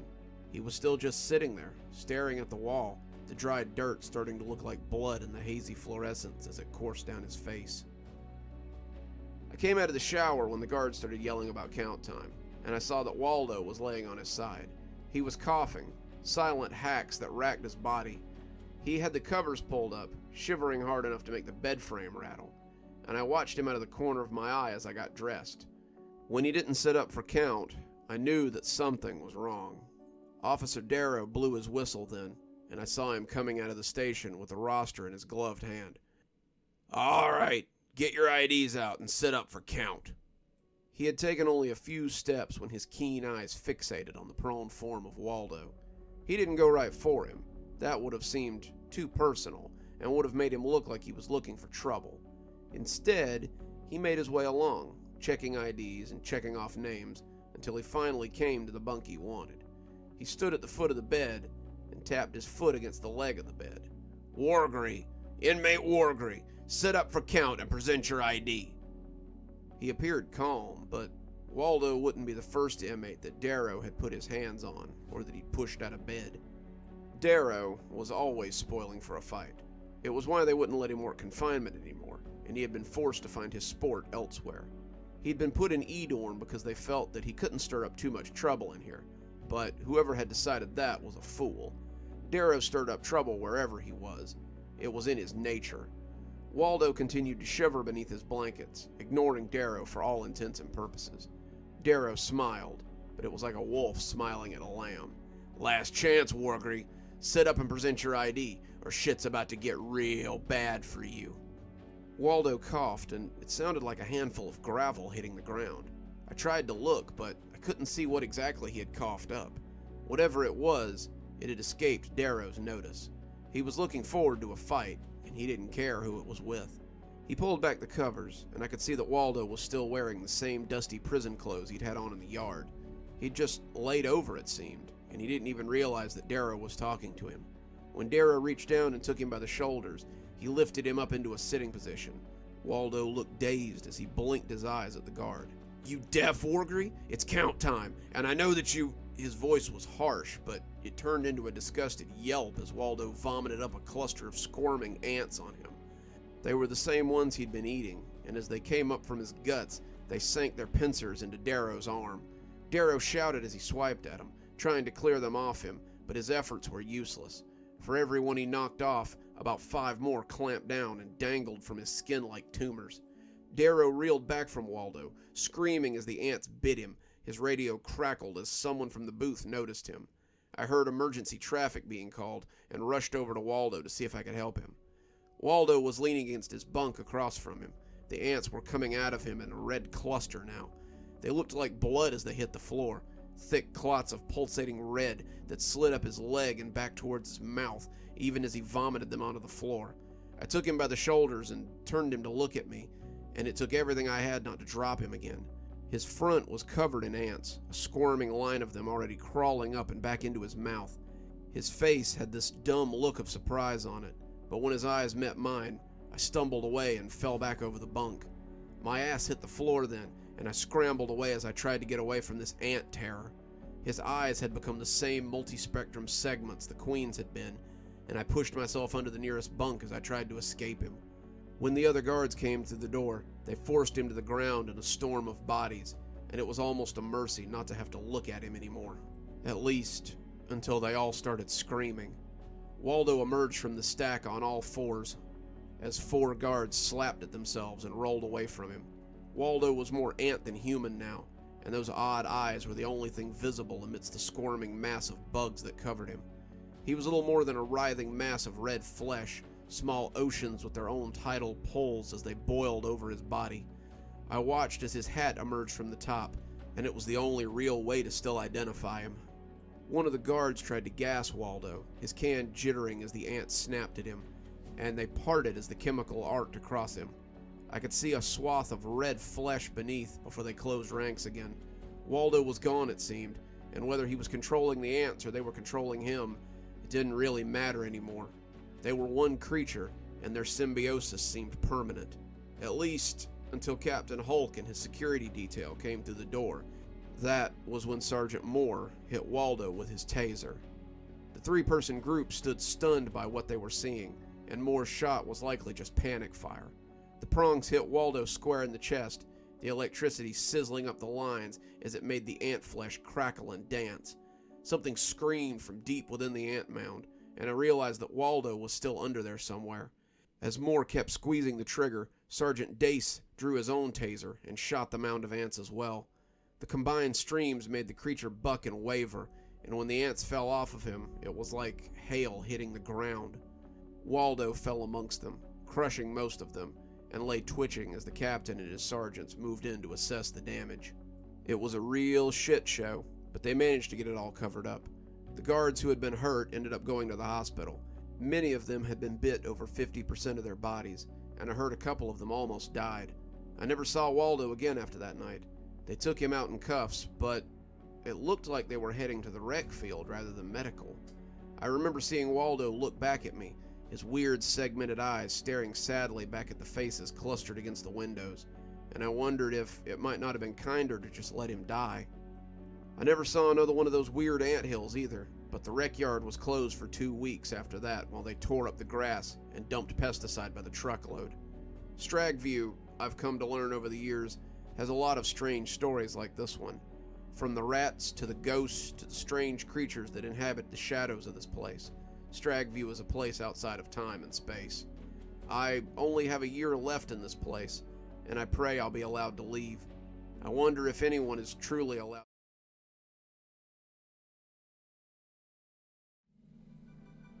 Do you know what it's like to be trapped somewhere with no chance of getting out? Do you know what it's like to wonder if you'll wake up tomorrow on this side of the veil or not? These are things I've been struggling with while in prison, and it seems that a very different creature has come to Stragview. It's not a beast that the warden can control, and it isn't something his enforcers can threaten or lock away. It came in with a sneeze or a cough, riding on someone's shirt or hands, and it's spread through the compound like wildfire. The inmates call it K-flu, the guards call it the Erutious strain, and those who get it call out for death more often than not before it comes.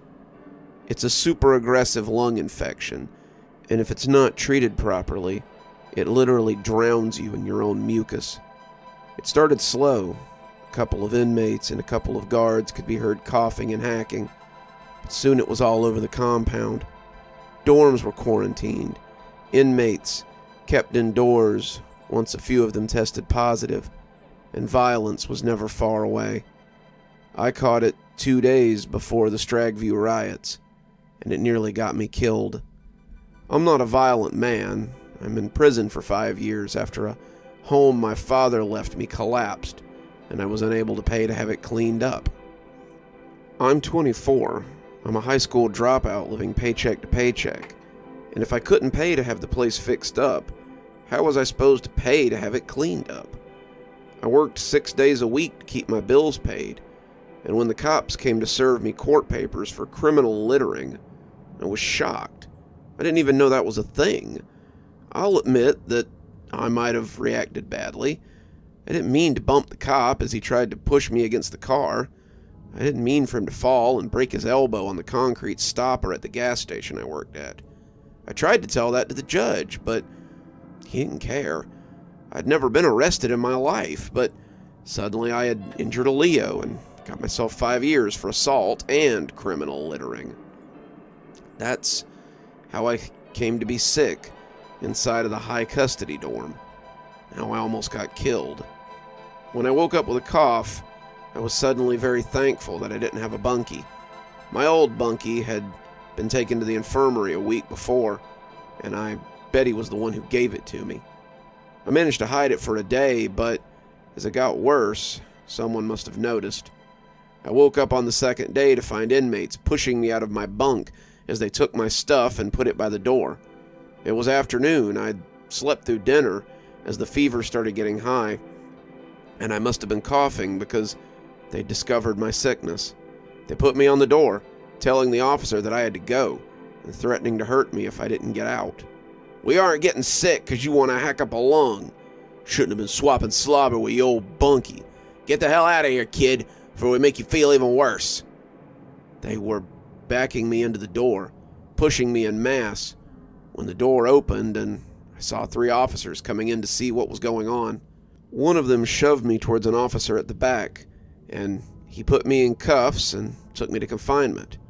I didn't know why I was going to the box, but I knew it was better than where I was leaving. "Sir, listen, I think I might be really sick. I need some medicine or something. Please, help me." "There's a whole wing and seg for guys like you so you can hack and cough together all night. Medical comes down all the time so you'll get all the care that you..." We both looked up as the siren started going off, and when the inmates in H-Dorm started pouring out, he ran me to confinement and locked us behind the gate. Inmates were howling for blood. Some of them hit the tall chain-link gate, and I was pretty glad I was inside. Some of the orderlies were standing on the sidewalk, looking dumbstruck at the sight of so much chaos, and as the guards in G-Dorm came out to see, the officer who had brought me told them to back up because he had one more for quarantine. I was dragged down a little hall and tossed into a cell by myself. I asked him what was going on, but he just ran the door shut and opened the little flap, demanding I bring his cuffs back. I let him uncuff me, turning immediately to ask if a riot was going on, but he had closed the flap and ran off to help or hide or whatever he meant to do. I was left in the cell with no clue of what to expect, and no company, except for the hacking and screaming of those around me. The first night was the worst. I lay on the cold steel and listened to the sounds of the riot as it went on outside my window. They couldn't get past the barbed wire fence that surrounded segregation, so they took their frustration out in other ways. I smelled smoke a few times. Pretty sure they'd set one of the dorms on fire, but my cell faced away from the compound, and I couldn't be sure of what was going on. I would have complained about sleeping on cold metal, but it actually felt good against my skin as I lay there. The fever was rising, and I shivered and sweated in turn. I had been wearing my thermals when they took me in, which helped some, but as they soaked up my sweat, they didn't help my shivering much. Around me, people screamed and yelled, wanting food or medicine or someone to cuss at. No one came, though. Not that whole night, as far as I can recall. Whatever was going on outside the walls of my cell was beginning to peter out, and as order was restored, the compound became quiet. There was the occasional shotgun blast, the shouts and curses of those who refused to lie down, and the low hiss as someone put out a fire. I dragged myself to the sink once or twice, the toilet too, and at some point I fell asleep. I woke up to a guard banging on the door to tell me that lunch was there. Saw a brown paper bag on the floor of my cell and guessed that breakfast had come while I was asleep. Another bag joined it on the ground, but as I tried to sit up, my head spun. My mouth was full of cotton and my cheeks were hot to the touch. My cough sounded wet and felt thick in my throat. My breath was coming out ragged. I was much sicker than I had been the day before, and I tried to ask the officer when medical was coming around. He just closed the flap and moved on. I drank some water, my throat grateful for the moisture, but the food in the bag held nothing for me. I had no appetite, no desire to eat at all, and I went back to lying on my steel frame. I slept till night and then lay in the dark as I tried to get back to sleep. I was reeling in my own skin, feeling the heat baking off of me, and as I looked at the bottom of the bunk that hung above me, I started to see the lines there performing a play just for me. The various numbers and gang signs and names and other things that countless inmates had scratched there moved across the beige plains. They were like animals. They hunted each other, lived with each other, banded together, and as they went about their lives, all I could do was watch. I lay there, splayed out and panting, as the little play became my whole world. It all zoomed in, hyperfixating itself upon me, as I silently drank it in like manna. When someone called my name, I turned my head groggily and realized that a pair of eyes were looking at me through the flap. "Quincy? Roger Quincy?" she asked, sounding annoyed. That was me. I realized it was me, but I could have no more gotten up to see what she wanted than I could have told her the date and time. "Has he been like this the whole time?" she asked someone I couldn't see. "Pretty much. He came in right before the riot the night before." "Well, if he doesn't want his meds, I don't have time to worry with him." The flap shut, and they went on to the next cell. It didn't mean anything to me then, but thinking back on it now, it's odd to hear yourself spoken of like you don't matter or you can't manage for yourself. It was like being a child and hearing your parents talk about what was best for you. Though somehow worse, because you know that these individuals don't have your best interest at heart. You're meat to them, pure and simple, and I realize now that they wouldn't do much until I was dead or unresponsive. I was trapped, at their mercy, and as the door to the quad slammed shut, I went back to watching the pictures on the ceiling dance and play. The sun came up, but it didn't matter either. I lay in my sweaty clothes and baked in my fever. I couldn't move, I couldn't think straight. And when breakfast came, I heard the guard sigh as he told me to pick up my bags before they attracted ants. He moved on again, not bothering to ask how I was or if I was okay. I blinked, and it was dark again. When I coughed, I gasped in surprise when my air seemed strangled. My mucus had formed a pinprick for me to breathe through, and as I hacked to make the hole bigger, I spat up a glob of dark-colored phlegm. It wasn't red, but it was dark. Dark green. Made me feel a little sick. I tried to get up and drink some water, but my body was so weak I couldn't do much but roll off the bed and flounder on the concrete. I'd hoped that when one of the guards noticed me, they would get me some help. In that, I was disappointed. I don't know which guard it was, but the one who came by 20 minutes later looked in and rolled his eyes at me. I was halfway between the bed and the toilet, dragging myself forward with each painful pull, and when I heard him breathe out in exasperation, I looked up. We made eye contact for a few seconds, mine pleading with his unimpressed gaze, but he shook his head before walking on. He likely saw dozens of other inmates in the same state, some undoubtedly playing it up so they could get attention, or move to medical, or something as simple as a cold or hot shower. But at that moment, all I needed was for him to be a human being, and he failed me. I lay there on the ground, still dragging myself along like a dog, until I got to the sink. From the concrete floor, it looked as tall as Everest. But there was another option. My eyes began to leak as I looked at it, seeing the bowl of the steel toilet, but I could no more pull myself up to the sink than I could have pulled myself onto the top bunk. I did manage to flush it first, and the water inside was cold and not as gross as I would have thought. I splashed some onto my face, sucking it out of my mustache as it dripped into my mouth, and I lay back panting as my fever raged. The water hadn't done much to cool my fever, and I scooped a few more handfuls onto my face when I was able. It seemed to evaporate on my skin, and I could tell it was high by the way my vision swam. I had to be running at least 101, more like 102, and as I leaned against the wall, I felt myself time travel. I would blink and lose hours, watching the sun slide down one side of the cell to the other. That's why it took me so long to remember the man I saw leave segregation. It all had the dreamy feeling of something unreal, and when I heard the snap of the stretcher being opened, I pulled myself up to the window by sheer curiosity. Out in the block, the guards were wheeling a man out on a stretcher.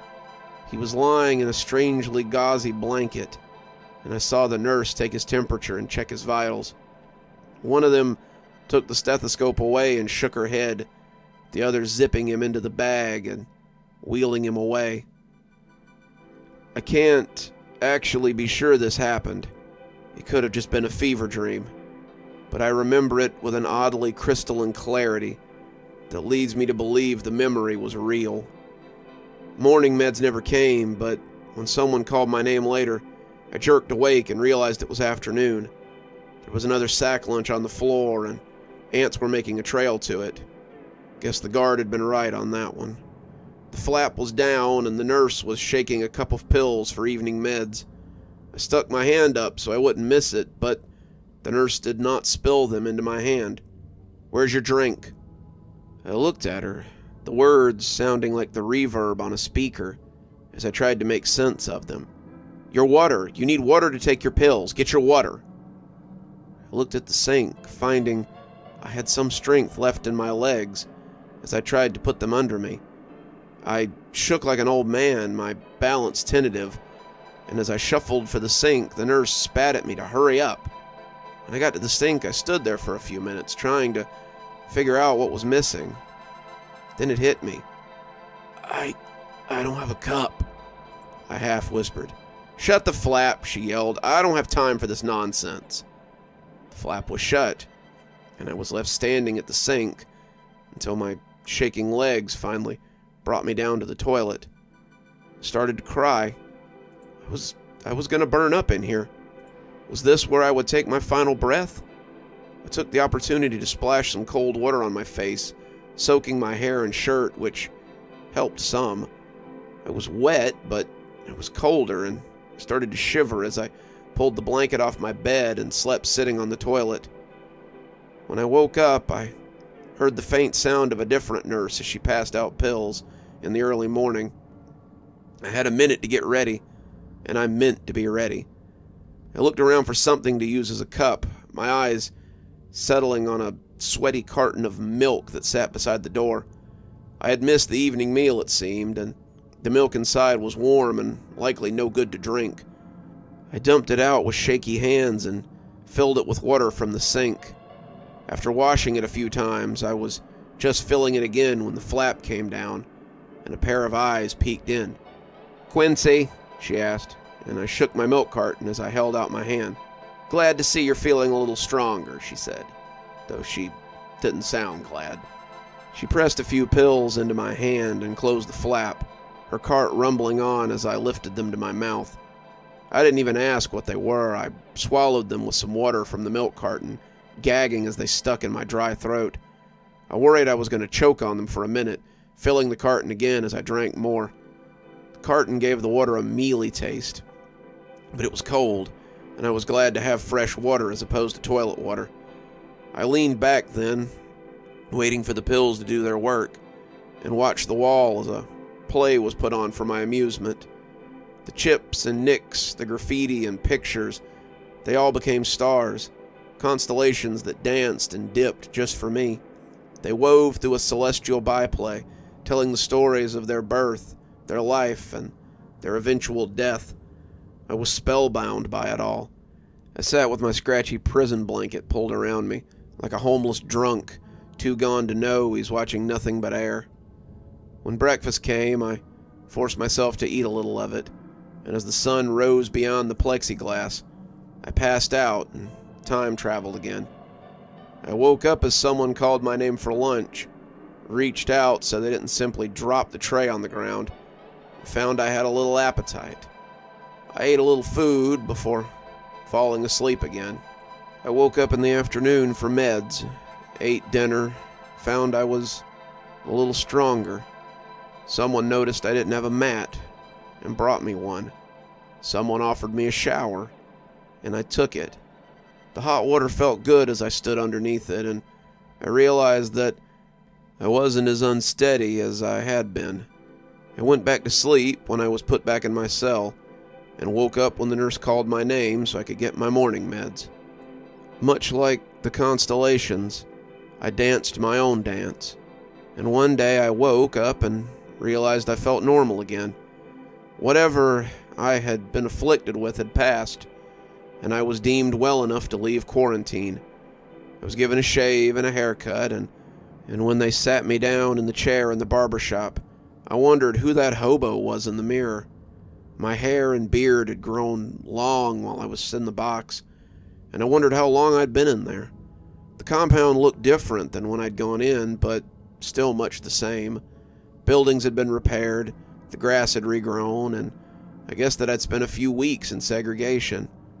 While I sat, they decided that I might be better suited to an open bay dorm, and I was placed in E-dorm. That was the end of my time in quarantine. It wasn't years and years spent beyond the door, but sometimes I can still remember that odd time of my life. I could have easily died back there without anyone being the wiser, like the man I remember them wheeling out in a bag. But I didn't. I survived somehow, and now I'm afraid I will lose that time. Though painful, that's why I'm writing it down. I want to remember how I was treated, the way I was looked at as if I was a subhuman. So I remember not to treat others that way. I'll be released soon, God willing, and I never want to find myself in a place like this again.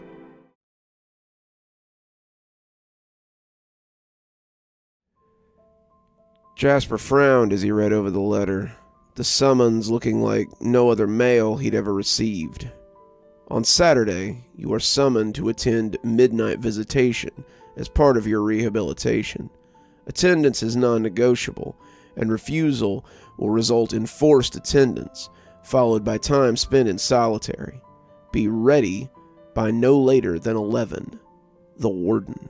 Whoa, that's pretty cool, said Gavin, reading over his shoulder. Who do you know that would come all the way down here at midnight to see you? Jasper didn't know, and he told him as much. He was in here for killing the last person who'd given a crap about him, and he couldn't think of anyone who would make the trip in the daytime, let alone at night. His parents had disowned him after he'd killed her, and most of his family refused to have anything to do with him. Some of his cousins would still accept his letters, but few of them would bother to write back. Jasper was perplexed by the invitation, but by the sound of it, it wasn't much of an invitation anyway. Attendance seemed to be mandatory, and he was pretty sure that most of the guards on the compound would enjoy dragging him there in chains. The letter had come with their mail, and it was one of the few times the guard had called his name. The last year and a half had been difficult for Jasper, but he was getting used to making it on his own. He'd done it all his life, hadn't he? His mom and dad had been too busy with their own things to care about their middle child. Barbara was the smart one, Reggie was the athletic people person, and Jasper was the screw-up. His grades had never been too good, his achievements few and far between, and when Grace had come into the picture, his parents figured it was the best Jasper could do. Jasper had agreed with them. Grace had been everything from the moment she agreed to go steady with him. Grace was motivated, a natural saleswoman who had strived for something more than middle management. She had a successful business by the time she graduated college, and Jasper was happy to stay at home and keep the house. Jasper provided her with stability, someone to come home to who lacked the means to do any better, but he couldn't give her the one thing she wanted. That's why she left him. That's why he'd had to kill her. He couldn't stand to be apart from her, couldn't stand for her to be with somebody else. And now, he was stuck in Stragview for his lapse in judgment.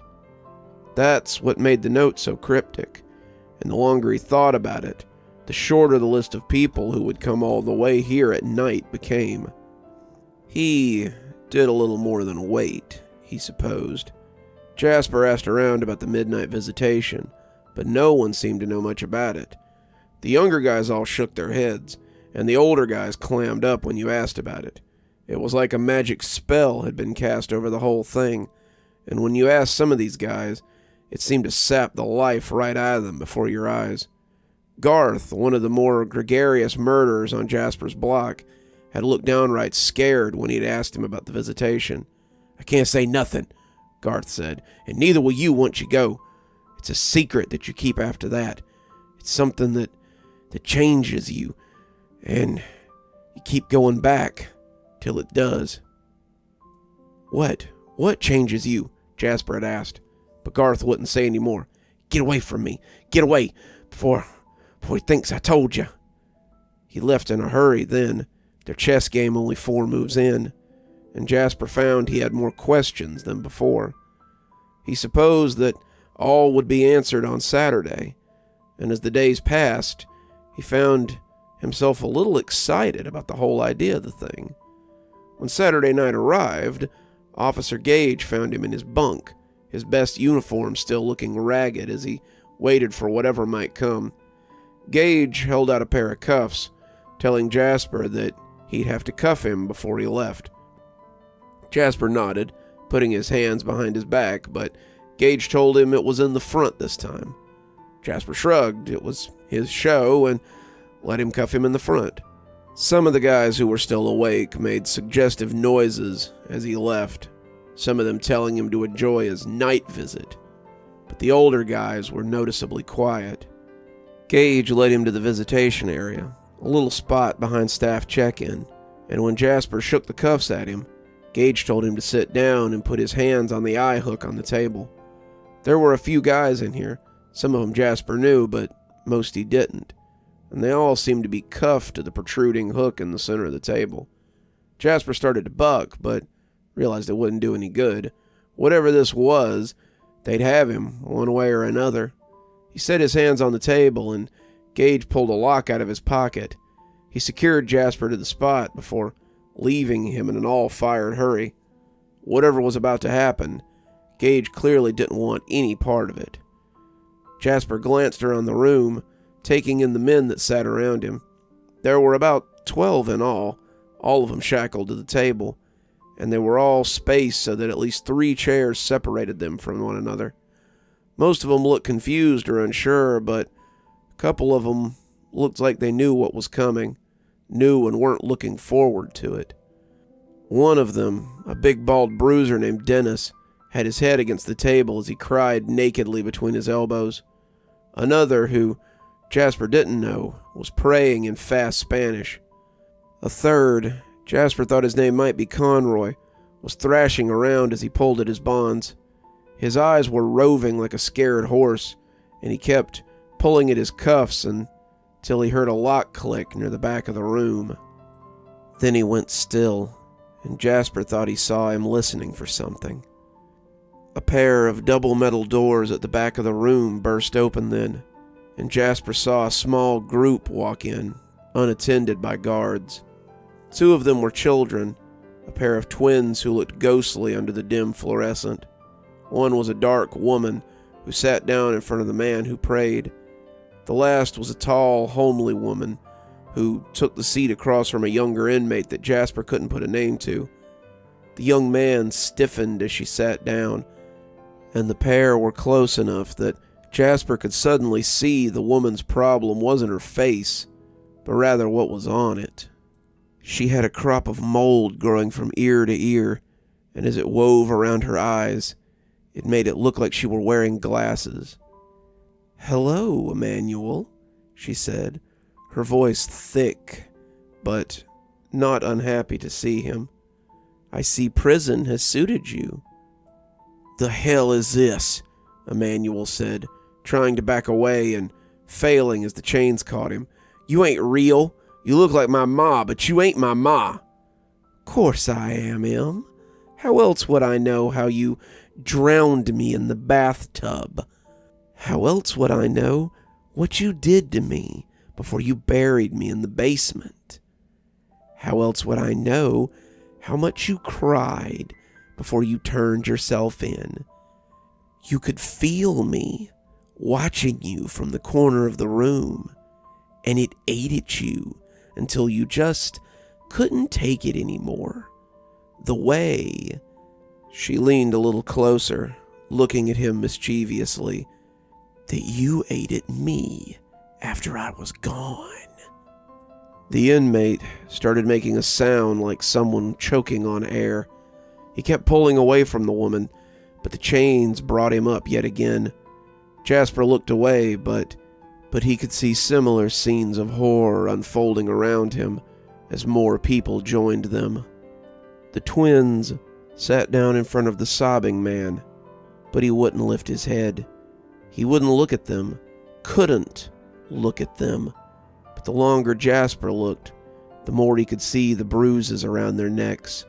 The deep, purple marks looked like individual fingers, and they seemed incapable of speaking through their bruised throats. They sat menacingly across from him, and every peek he gave them was followed by a hopeless cry of terror. Others came, men, women, children, mothers, fathers, wives, everything in between. The inmates' reactions were as varied as the specters. One man could only repeat the phrase, "I'm sorry," as a half-naked boy of 17 sat silently across from him. The mother and son he had seen first were now sitting with her hands on his as he rocked and shook his head in negation. What could only be an older man's parents asked if he were proud of what he'd done to them, but he only sat silently and stared right through them. Jasper wondered when it would be his turn, but he didn't have long to ponder. "Sorry I'm late, dear. The commute was dreadful." His breath came out as little more than a puff of smoke, and when he turned to look at her, Jasper could tell that it was Grace only by the necklace she wore. He'd given her that necklace for their 3rd anniversary, and he supposed her parents had left it on her when they buried her. Her face, a face he had loved so much, was gone. She looked like a burn victim, like a used-up matchstick, and the eyes that looked back at him glowed from empty sockets. Jasper wanted to scream, wanted to pull away, as her red and oozing hands came out to touch his, but he couldn't muster the strength.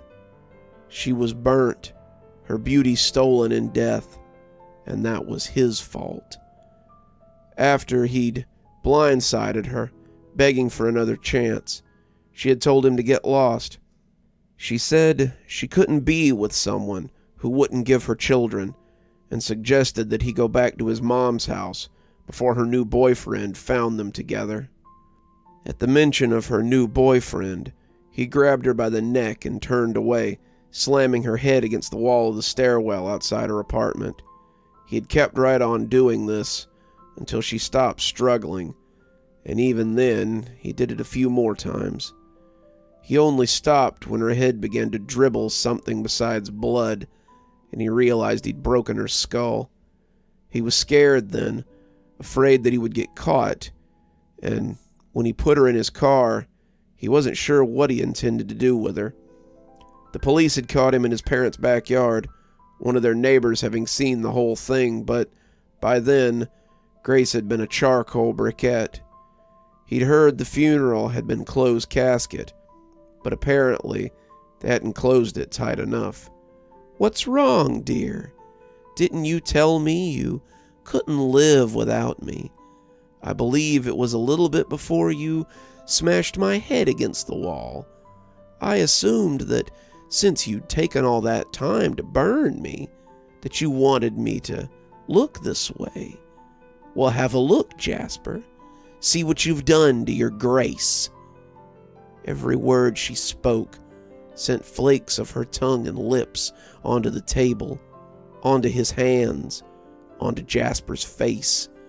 She was leaning in closer, bringing her horrible visage closer to his, and Jasper felt his sanity beginning to whimper as she brought the remains of her blackened lips together. He added his scream to the others. As they pressed against his flesh, he let his eyes roll up to the whites. He tried to stay conscious, but the sheer horror of the situation was eroding his mind. This couldn't be. Things like this weren't real. Grace was dead. She couldn't come back to torment him. As he regained consciousness, he found that he was still chained to the table, and terrible Grace was still sitting across from him. "You seem to have gotten a little sleepy, my love. That's okay. The warden was nice enough to extend visitation for the whole night, and I was more than happy to come see my best fella."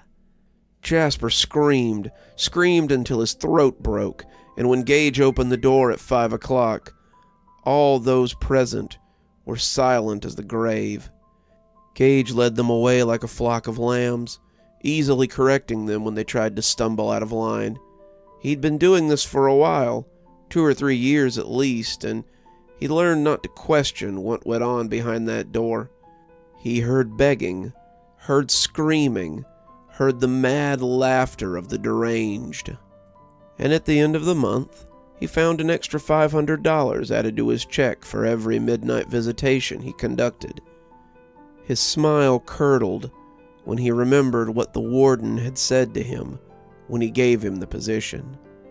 "I know you're struggling to feed your appetites, and it's only a matter of time before you end up inside these walls for doing something foolish. Why not let me help you feed those urges, and in exchange, I won't tell anyone what sort of debauchery you get up to in your spare time." The warden was a weird one, but Gage had to admit he had always kept his promises. Gage wondered what he put those poor saps through, but quickly put it out of his mind. The warden's games were none of his concern, and how he chose to discipline his inmates was his business.